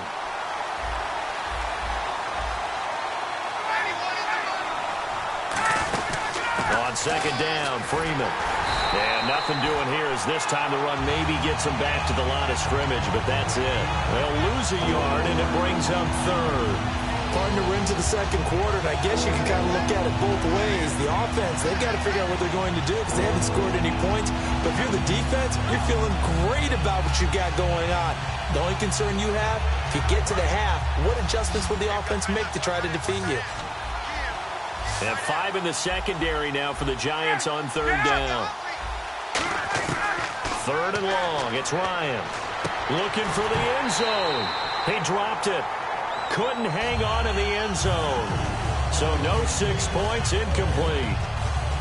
In this situation, it's really tough to figure out how to defend because they have plenty of room to still take deep shots at the end zone as they just did there. Yet at the same time, you've got to be ready for the short throw. In this case, when you see the cue that they're going for the end zone, retreat and make sure you have a way to play forward, back towards the receiver, and have a chance to bat the ball away as they did there. Brandon, Super Bowl 33 saw Atlanta take on Denver, and they were led, of course, by John Elway at quarterback. Here we are now with Super Bowl 51. And Atlanta back in the Super Bowl. This time, they get Tom Brady. They don't catch a break at the quarterback position, do they? Couple Hall of Famers. Yeah, it's not going to be easy. That last one was in Miami. This time, of course, in Houston. We'll see if they have better luck this go-around. Well, the one thing Atlanta has in their favor this time, probably the league MVP and their own quarterback, Matt Ryan. Back to the air on second down. It's Manning. He's going to try and go deep again. And that's caught inside the 35. Touchdown, Giants. Odell Beckham, 76 yards. And the Giants strike quickly here for 6 points. Well, you know he can be explosive, and he's ultra-explosive there on the fly route. And you know how many times we've talked to coaches and we've had quoted back to us, well, you know something? When you execute really well, it doesn't matter if they know it's coming or not. Well, sometimes athleticism beats you as well. He just took off and went. And that's almost like one of your Turkey Bowl games, isn't it? Just go long, man. I'll hit you. And it worked really well for them.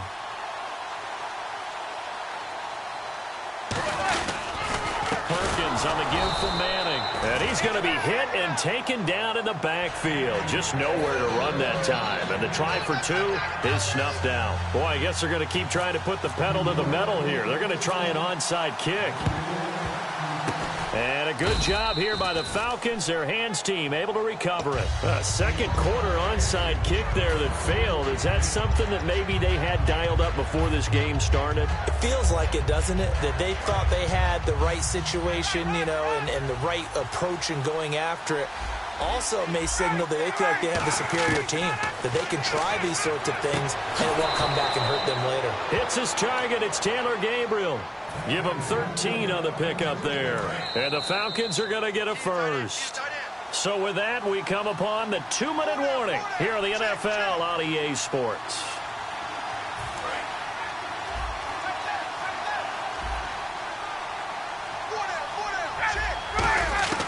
They'll throw on first down with Ryan. And incomplete, a drop there in the middle third of the field. That'll bring up second down. Looked like they had an opportunity for a big play across the middle, but he didn't have the concentration or the focus necessary and dropped it before he could haul it in.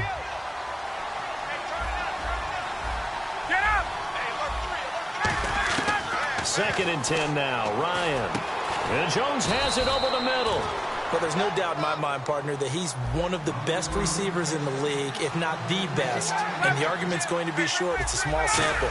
Julio Jones right there at the top because of his ability to do everything. catch it, run it, his strength running patterns. How about the way he knocks people off of routes and continues them and finishes in the end zone? He did all of that against Green Bay. A beautiful toe tap in the end zone for 1 touchdown. And then stiff-arming tacklers down the sideline. At 73 yards to the house, he was something. And it's interesting you mentioned the toe tap. That people thought maybe his effectiveness would be limited because of a toe injury. We saw no ill effects against Green Bay in the NFC Championship game. Well, he scrambled outside of the pocket, wondered what was going to happen there. He fired a dart. That's what happened. He certainly did. Scrambled left, looked left, and then left it in the receiver's hands with some dispatch. In the receiver's hands, in the end zone for the score. Now after the touchdown, it's Bosher to kick it away. That's fielded in the end zone. And here comes the Giants offense back out onto the field.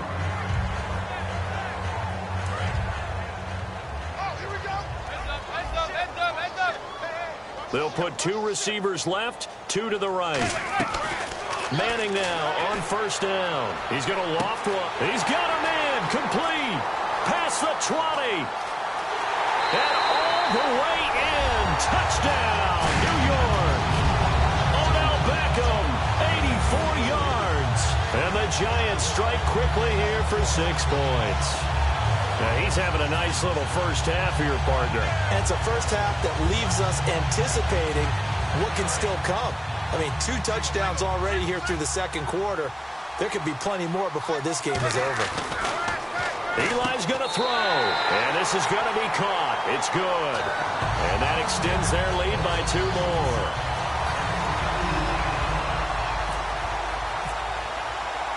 After the touchdown, it's Robbie Gould now to kick it away.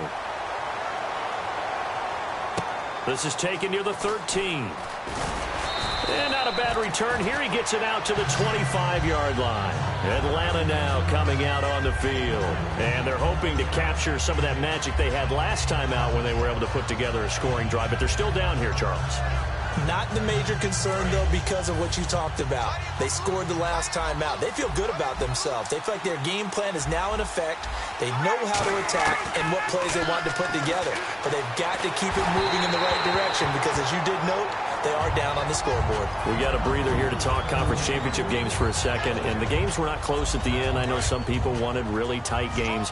But you have to respect Atlanta, New England. From the word go, dominant. And not only were they dominant, it was against teams who came in as the hottest teams in the league. Green Bay had won 8 games in a row. Pittsburgh had won 9 games in a row. New England, Atlanta, as you said, right from the start, established their dominance and continued it throughout each game.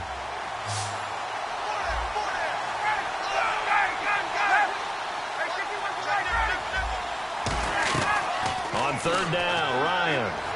Escaping the pressure right. On the run, he'll let this go deep right side. And he couldn't hang on to it through the contact. Incomplete. I know exactly why I tried to throw the ball to Julio Jones there. He's never considered covered. He's either too fast or too strong. You always try and get it to him. Especially on those deep passes.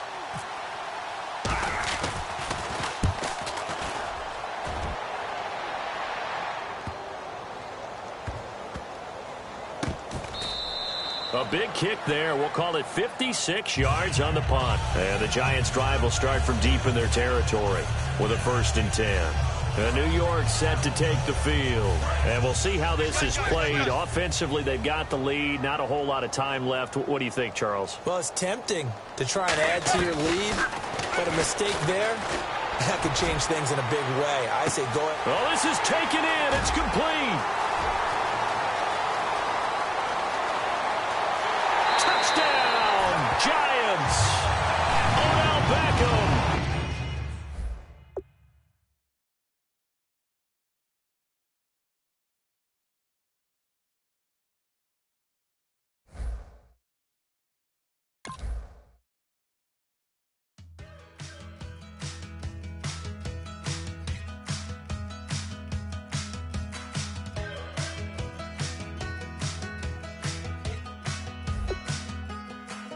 We're awake, we're alive, got the fire in our eyes. We're the kings, we're the queens, and if this is just a dream, don't wanna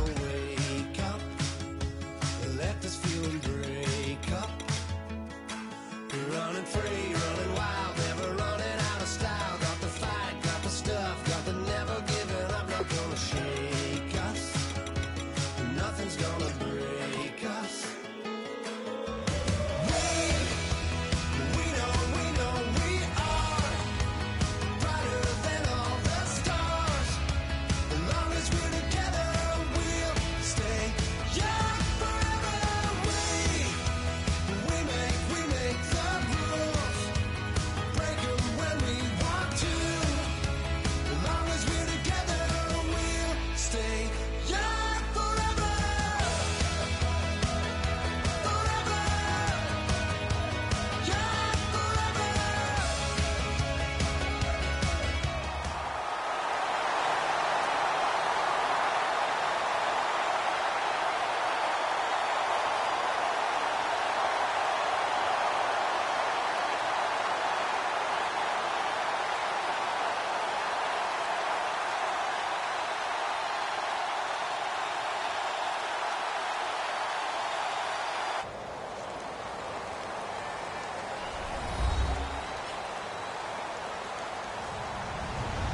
Hello, everybody. I'm Larry Ridley.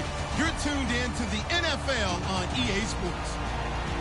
In today's game, two quarterbacks who have been on the grandest stage multiple times will battle once again. It's Eli Manning going up against Tom Brady. So let's get you up to Foxborough as we check in with our commentators, Brandon Godden and Charles Davis. All right, Larry, thanks. EA Sports coverage of the NFL brings us to Gillette Stadium in Foxborough, Mass. Coming up, we've got what should prove to be a good one between the New York Giants and the New England Patriots. They played two of the more memorable Super Bowls in recent history. The Giants and Patriots are underway again. And the kickoff sails out of bounds, and that's going to be a penalty. You can see the looks on the faces of the rest of the team. You have one job to do. Just kick the ball and play. Well, that's exactly right, Charles. The kicker, this is just inexcusable. Absolutely inexcusable. Everyone out there slugging it out for the entire game. Execute your job. White 20, Alabama, 380. On 1st and 10, here's Brady. To the right side, and he's got Edelman. And to the 42-yard line here and brought down there. It'll be a 2-yard gain, and that'll make it 2nd down. Brady to throw on 2nd down. Looking for his running back, and he's got him. And he'll be brought down right at the 45-yard line. It'll be a 3-yard gain, and they're going to face a 3rd down.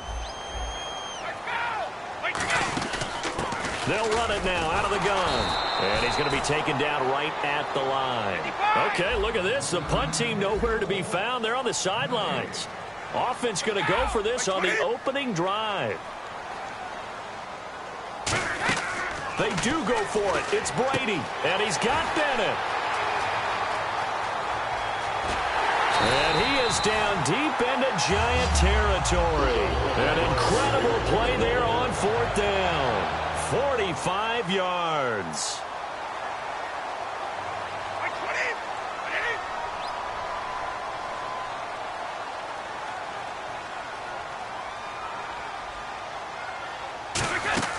On 1st down, Brady. Flushed out right. They'll give him a yard on the play, and that'll bring up a 2nd and goal.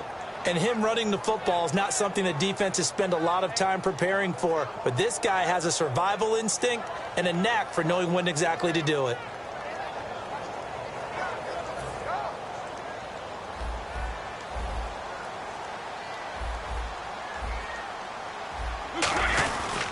They'll run it here. This is James White. And he'll be stopped just outside the 5 at the 6. Only a couple yards there, and that's going to set up a long 3rd and goal.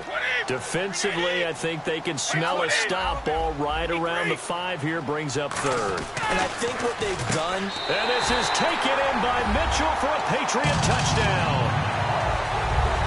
Malcolm Mitchell from 6 yards away. And the Pats have taken the early lead. On those slants, everything happens so quickly. What makes it work?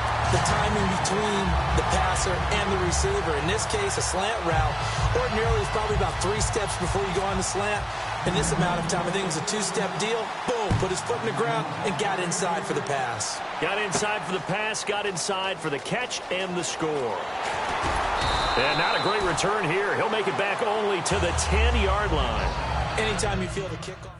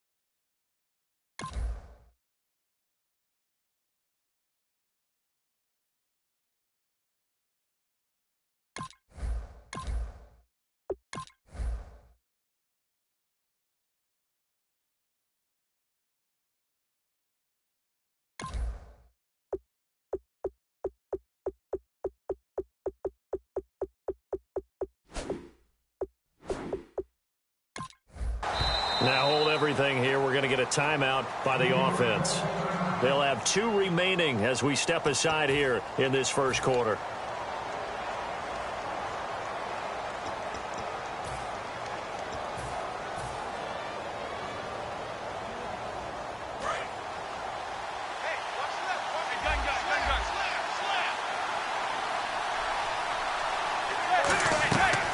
First and 10. Here's Manning. Oh, he's going to take a shot right away.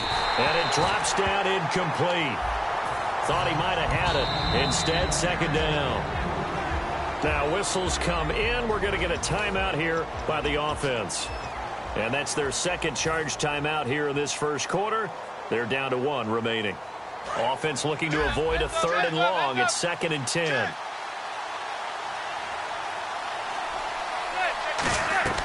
Manning again here on 2nd and 10.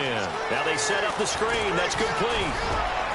And he'll be taken down, but not before he gets this football out shy of the 30 to the 29. We can talk all we want about football being a game of strength and brawn. It's also a game of mismatches, and they're trying to create one there, getting it to their back out of the backfield to make a bigger play. As we often say, get it to him in space, let him use his leg. Yeah, if he can get a matchup against a linebacker or maybe a defensive end dropping out in a zone blitz, he's going to win that battle just about every time. Caught left side, it's Beckham.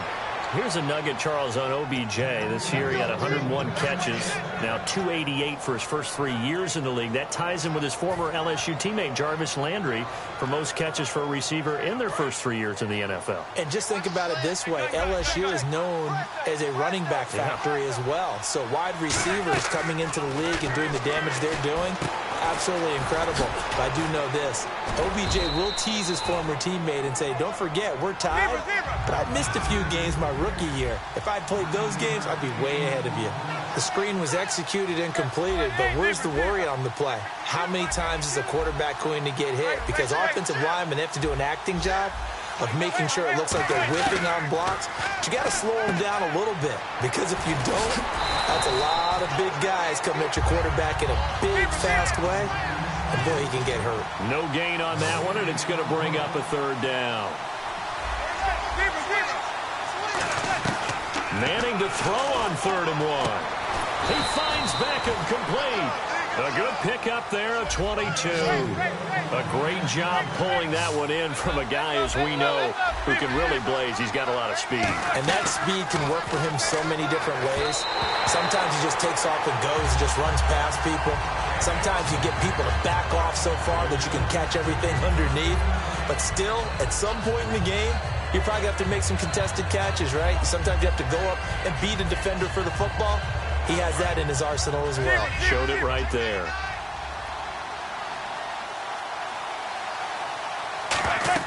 Back to the air on second down. It's Manning. Oh, it's a screen pass. That's complete. It'll be a pickup of 8 on the screen, and it sets up a third down. They're trying to keep the drive going. This will be play number 8. It's 3rd and 2. Manning looking to throw on 3rd and 2. It's caught. Shepard. And he's got the first down as he gets it to the 8. It's an 8-yard pickup, and it leads to a 1st and goal. Well, they've had a great, impressive drive going here, and that pickup ensures the drive continues. And not only do you continue the drive, which is demoralizing for the guys on the defensive side of the ball right now, but you make your own defense happy. They're able to get a little more rest over on the sidelines while this one continues downfield.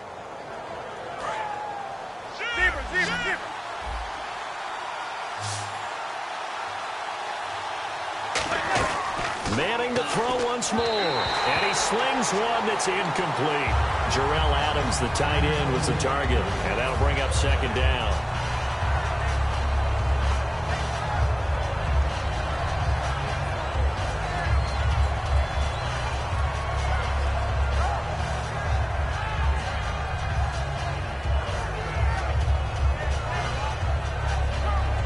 And a really long drive here, and it goes on and on.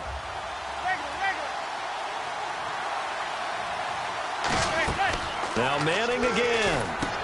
He'll try and set up the screen. It's complete. And he will take it on in for a giant touchdown. Paul Perkins, a 7-yard touchdown grab.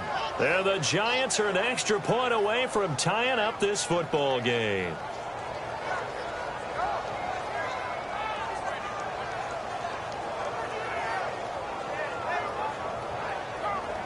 So they're going to go for 2. Try right.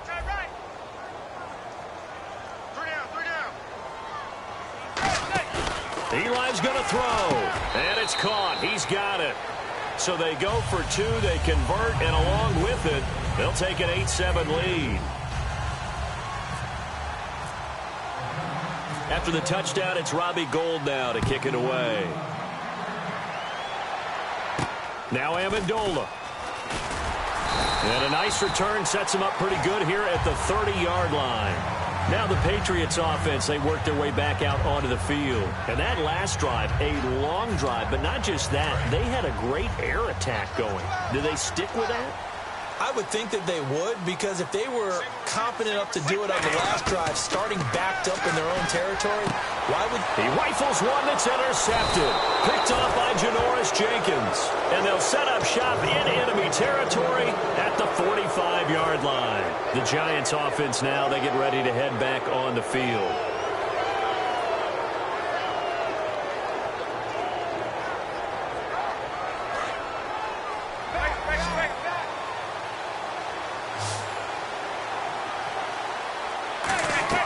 So after the INT, it's Manning. And incomplete, a drop there in the middle third of the field. That'll bring up 2nd down. On any passes in the middle of the field, anyone who's going after the football is going to be conscious that it's probably going to be contested, and often physically. Sometimes that leads to drops.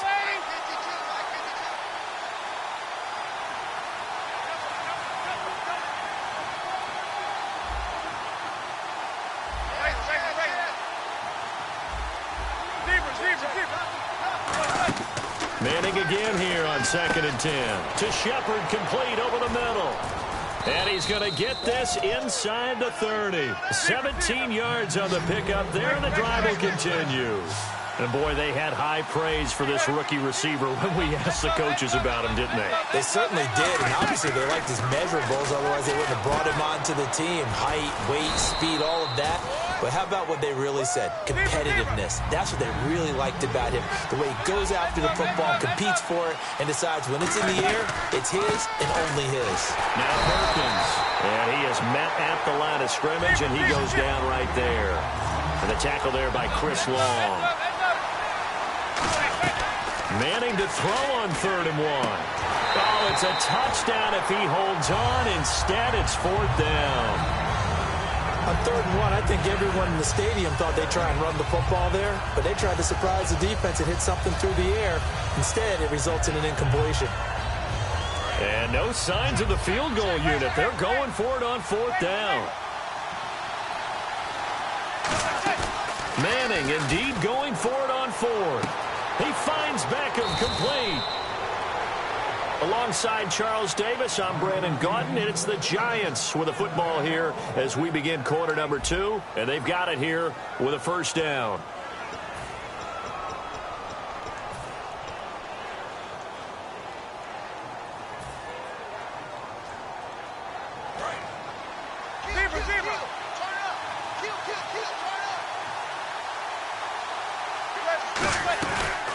First and goal, Perkins. So he got free of one tackle but couldn't do a whole lot else. He'll get 2 out of that run, and it's going to bring up a 2nd and goal. And a nice job defensively to keep him out of the end zone. He's trying to get it. And he's got his man. Beckham. Touchdown, Giants. Odell Beckham there to make the grab. And the Giants add on to their lead. And all about timing there on that short slant, Charles. Exactly right. That was timed up so well. The route, the throw, touchdown. Throwing is Manning. And he's got it. So the try for 2 successful. And that bumps their lead up even further. After the touchdown, it's Robbie Gould now to kick it away. This one taken just inside the 10. And he'll take this across the 25, couple extra yards, up to the 27-yard line. The Patriots offense now, they work their way back onto the field. And last time, 1-play interception. So this offense, they should be fresh. That's a good way of putting it. And I can't wait to see what they decide to do with play calling. Because a 1-play drive where you throw an interception, a lot of people think the very next time out, run the football, don't give them a chance. Maybe play action? I think maybe you go play action, show your quarterback, you got a little confidence in it, and let him fling another one. And on 2nd and 10 now.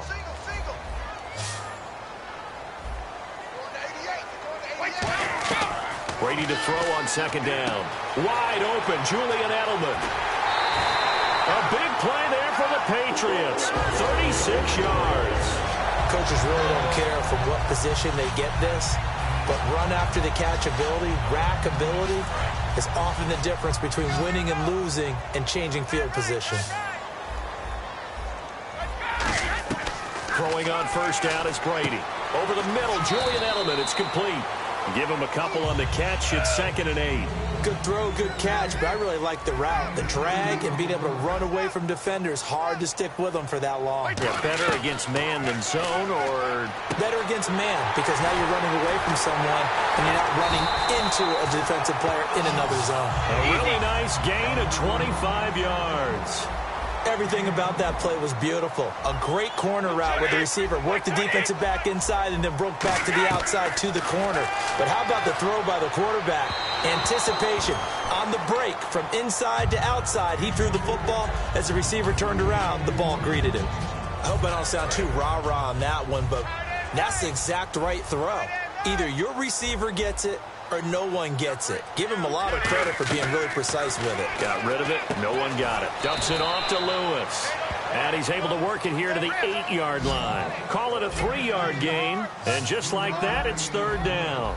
I know most of the time when the ball's in the air, you're thinking wide receiver, tight end, but running backs, they can be a big part of any pass. And he'll take it into the end zone for a Patriot touchdown. LeGarrette Blount from 8 yards out, and the Patriots have cut it back within a score. Getting your back involved, what's the importance there in the passing game? Well, oftentimes you can create mismatches because who's going to cover him? And you get him into space, which is where he likes to operate with the ball in his hands. Oftentimes makes people miss, gets that run after the catch, and off he goes. And into the end zone.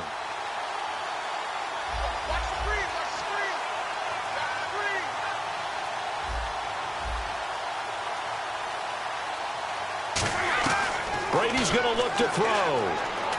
And this one is caught. So they come up with a 2-point conversion, and that makes this a 1-point game now.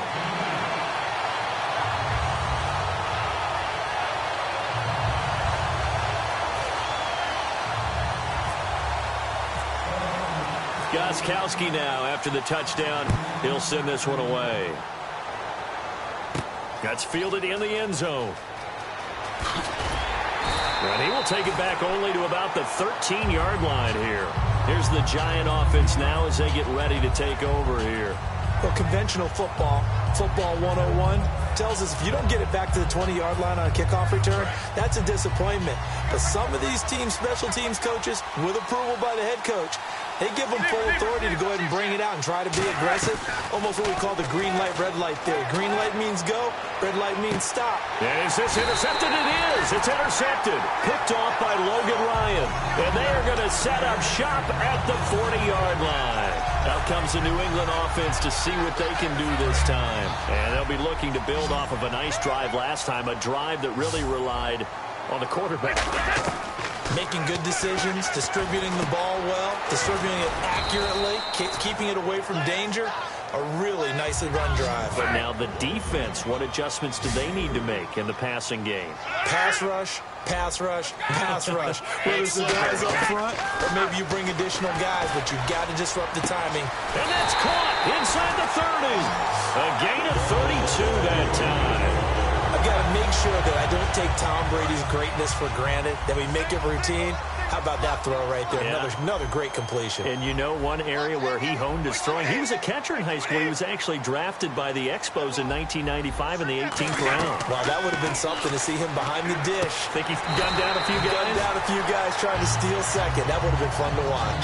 Call it a gain of 3, and it'll be a second down. Completed pass play. Now let's see if they go back to the air or to the ground. Hey, check it.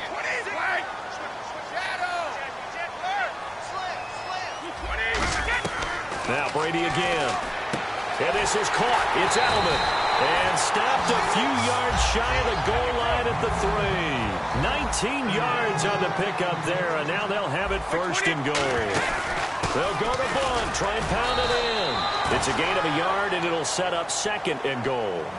Well, Brandon, we always know that once you score one touchdown, you're without a doubt. And so far today, he's got one, but was denied as he tried to get the second one. So 2 minutes to go in a wild first half. Back to Foxborough after this. Brady's going to sneak it. Call it a gain of 2 as they're knocking on the door now. 3rd and goal. And the offense moving quickly to the line. Now flags will come in. I think this one's going to be on the defense for jumping.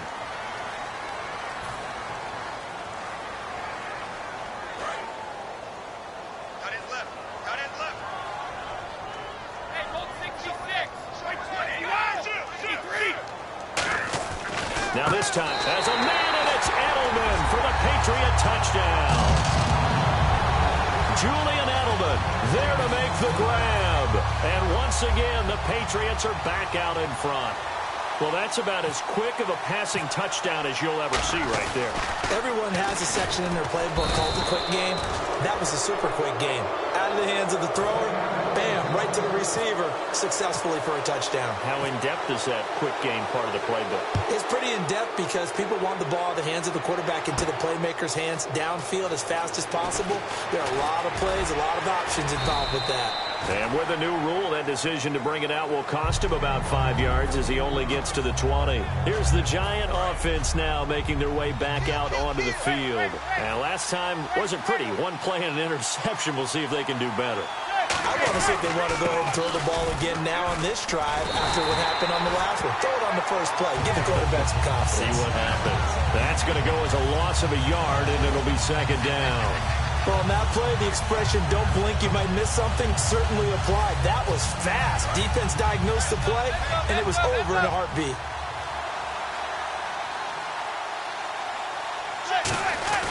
They go with Perkins again. And he'll work his way forward up to the 22. 2 yards on the carry there, and it's going to lead him to 3rd down. In order to play really good run defense when you're playing a 3-4, those 3 guys up front, the nose tackle and the guys they call the defensive ends, are usually big people because they're going to have to eat up a lot of blockers because it's usually 5-on-3. And when they do their job well, guys who play on the inside, those inside linebackers, they're able to just roam and hit. Play action. Manning. And incomplete. The contact made the ball roam free and brings up 4th down. Well, they've had a pretty frustrating first half here offensively, and then just continued there with that incompletion. Yeah, definitely frustrating for them, but heartening for the other guys. Those stop troops, they're enjoying things right now because they've made it very difficult for them throughout the half. They do go for it. It's Manning. He's got Cruz complete. And they're going to get this one all the way out across the 45. 26 yards on the play there. And on fourth down, they're able to convert and move the sticks. They go play action here on first down. Going for trying to get it to Beckham, and it's intercepted. Devin McCourty picks it off. And his guys have got it back at the closing stages of the first half. And now out come the Patriots. And the ball backed way up. So thinking with this amount of time on the clock, probably just sit on it, and we'll see these two teams go to the lockers. Yeah, I don't think you want to overthink it in this situation either. It got his man complete. And he takes this one just shy of midfield all the way to the 49. Now hold everything here. We're going to get a timeout by the offense. So that means they're down to one remaining here as we head toward halftime.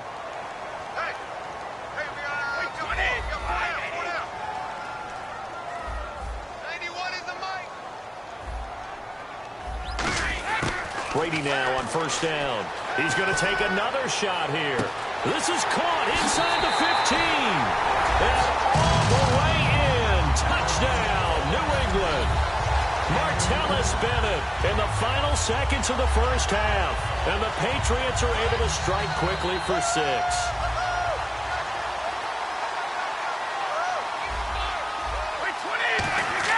Brady will look to throw for it. And this is going to be caught. It's good. And that extends their lead by 2 more.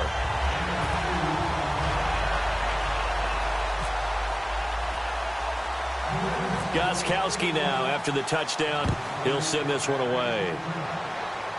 And a short kick, taking it about the 16. New York set to take the field. And from this spot in the field with the clock where it's at, you think we're just going to see a knee and that's it? And I think in this situation, that's the proper play. But we do know there's some risk takers out there that may want to take one more shot before the clock runs out.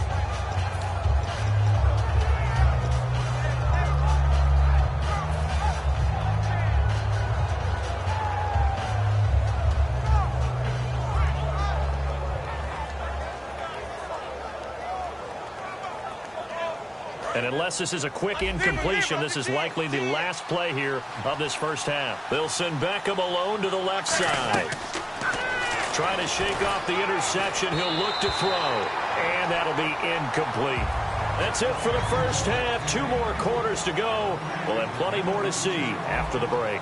And we welcome you back live now inside the booth alongside Charles Davis. I'm Brandon Gaudin, set and ready to rock for the third quarter.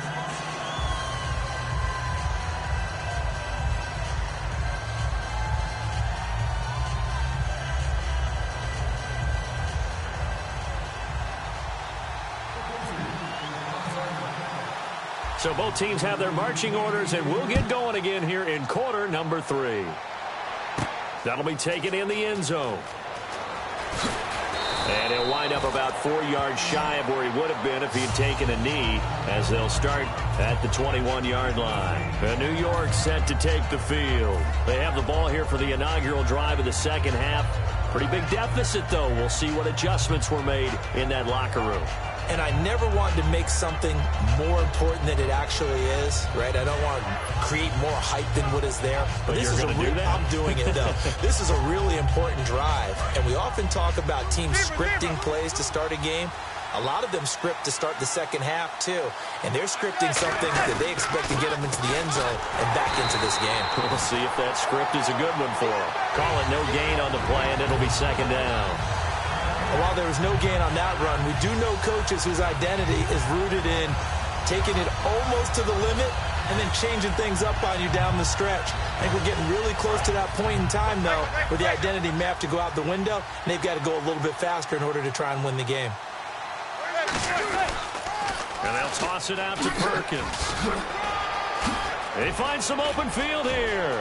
He's at the 50, the 30, 10, and all the way in. Touchdown, New York. Paul Perkins Jenkins, 79 yards. And the Giants able to get this back within a touchdown. Well called, well blocked, and then he just made a great play. That was an athlete going a long way. Yeah, how about the suddenness, too, of just getting there and taking off and going? For the defensive guys, plays like that really hurt. And they will line up now for the two-point try. Eli's going to throw. And he's got it for the two-point conversion. So they tack on a pair more here to narrow that deficit a bit further.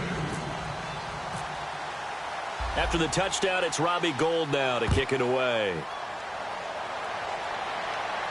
This one taken just inside the 10. And he'll take it past the 25 and up to the 28-yard line. Here comes the Patriots offensive unit. They'll have it first here to begin the third quarter.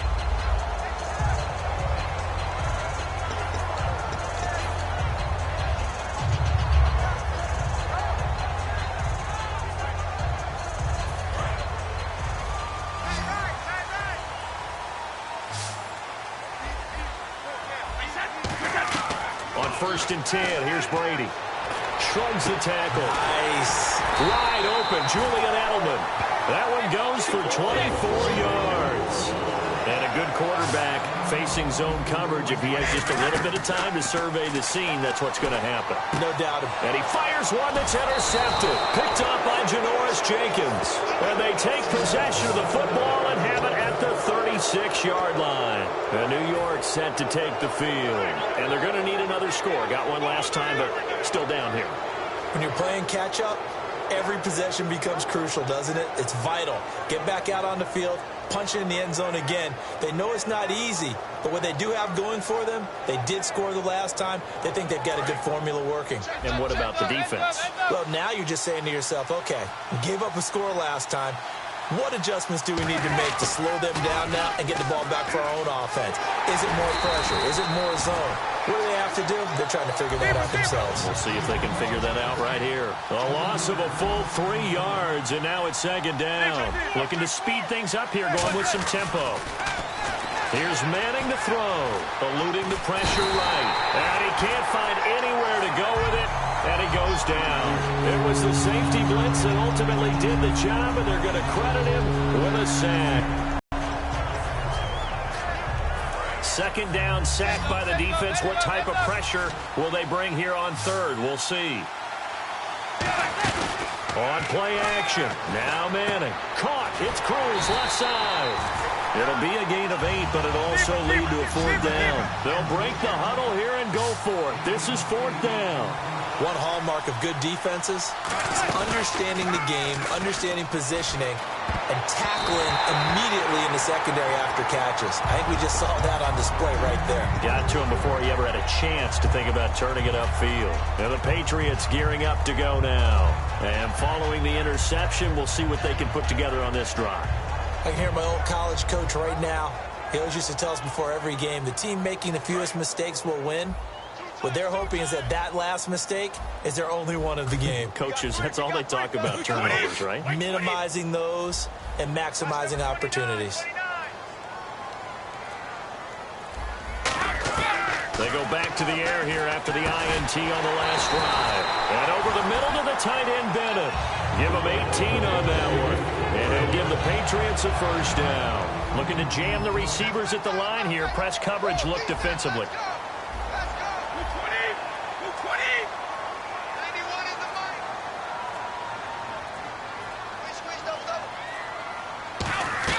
Brady now on first down. And he dumps it off to Blunt. That one good for 17 yards, and now they've got it first and goal. And this is why trying to cover the angle route is so difficult. Anyone playing the linebacker position, when they see a running back out of the backfield widen, because he heads towards the flat first, oftentimes you widen too much and overcommit. He cuts up inside, and that's what we saw there. Nice pickup for a first down. Everyone's got to be able to catch the football. Doesn't matter what position you play, but if you're on offense, be aware a ball may come your way. And Brady will sneak it. They get 3 yards closer, but still work to do. It's third and goal. They're knocking on the door as they come to the line here on third and goal from the 1. And he is in. Touchdown, New England. Tom Brady taking it in. And the Patriots add on to their lead. Partner, that was simply an example of getting low, wasn't it? It was indeed. And for the quarterback, so they get low the line. They did their job. Is the quarterback's job just to find a crease and dive? Find a crease and just get in there. And ordinarily, you start low yourself, get low behind that offensive line. But sometimes they do such a great job, you can almost fall forward and find the crease for a touchdown. Gostkowski now, after the touchdown, he'll send this one away. That's fielded in the end zone. Oh, good hurdle.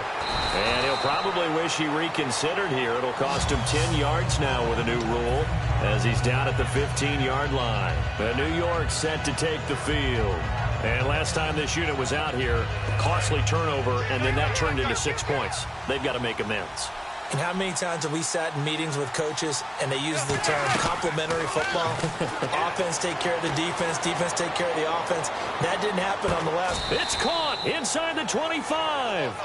Manning to Beckham, a big play there. 61 yards. And at this stage, down in the second half, looks like they just wanted to find a way to get it in the hands of their playmaker, and they did. I think you're exactly right. I don't think the coordinator's looking at his play sheet and trying to figure out which play will work well. He's trying to figure out how to get the ball to the playmaker that you just described. And he's going to be intercepted a third time. A great read, and it's picked off. And a big turnover there as his guys will get the football back. So the Patriots coming out now. So after the INT, it's Brady. And Brady going to be intercepted a third time. Picked off by Landon Collins. And he'll be down at the 6-yard line. The New York set to take the field. And 3 interceptions in this game. I would have to think, I wasn't a quarterback, but number 4 is kind of, you're like, oh, man, I can't throw 4. No, what's interesting is, what do the coaches decide to do now? Fighting for the end zone. He lost the football. It's out. And a big turnover there as his guys will get the football back. The Patriot offense now set to come back out onto the field. And following the interception, just any interception, are you a little bit more cautious when you start that next drive, or no, you just throw that out the window? I think you are. I don't think that there's any way you can run back out there and go, totally didn't affect me. Let's just go ahead and be loose with the football again. You're going to take care of it, but you have to be careful about being too cautious because now you can. There he goes, Julian Edelman. 30, 10, and all the way in. Touchdown, New England. Julian Edelman, 98 yards. And the Patriots add 6 to their lead. And that's the type of play that'll give your sideline some juice, a long touchdown pass. And it's like a bolt of lightning, isn't it? That suddenness of that play brings everyone to their feet in the stadium, and he takes it all the way to the end zone. Give him credit for making that type of a play call, even more credit for how they executed it.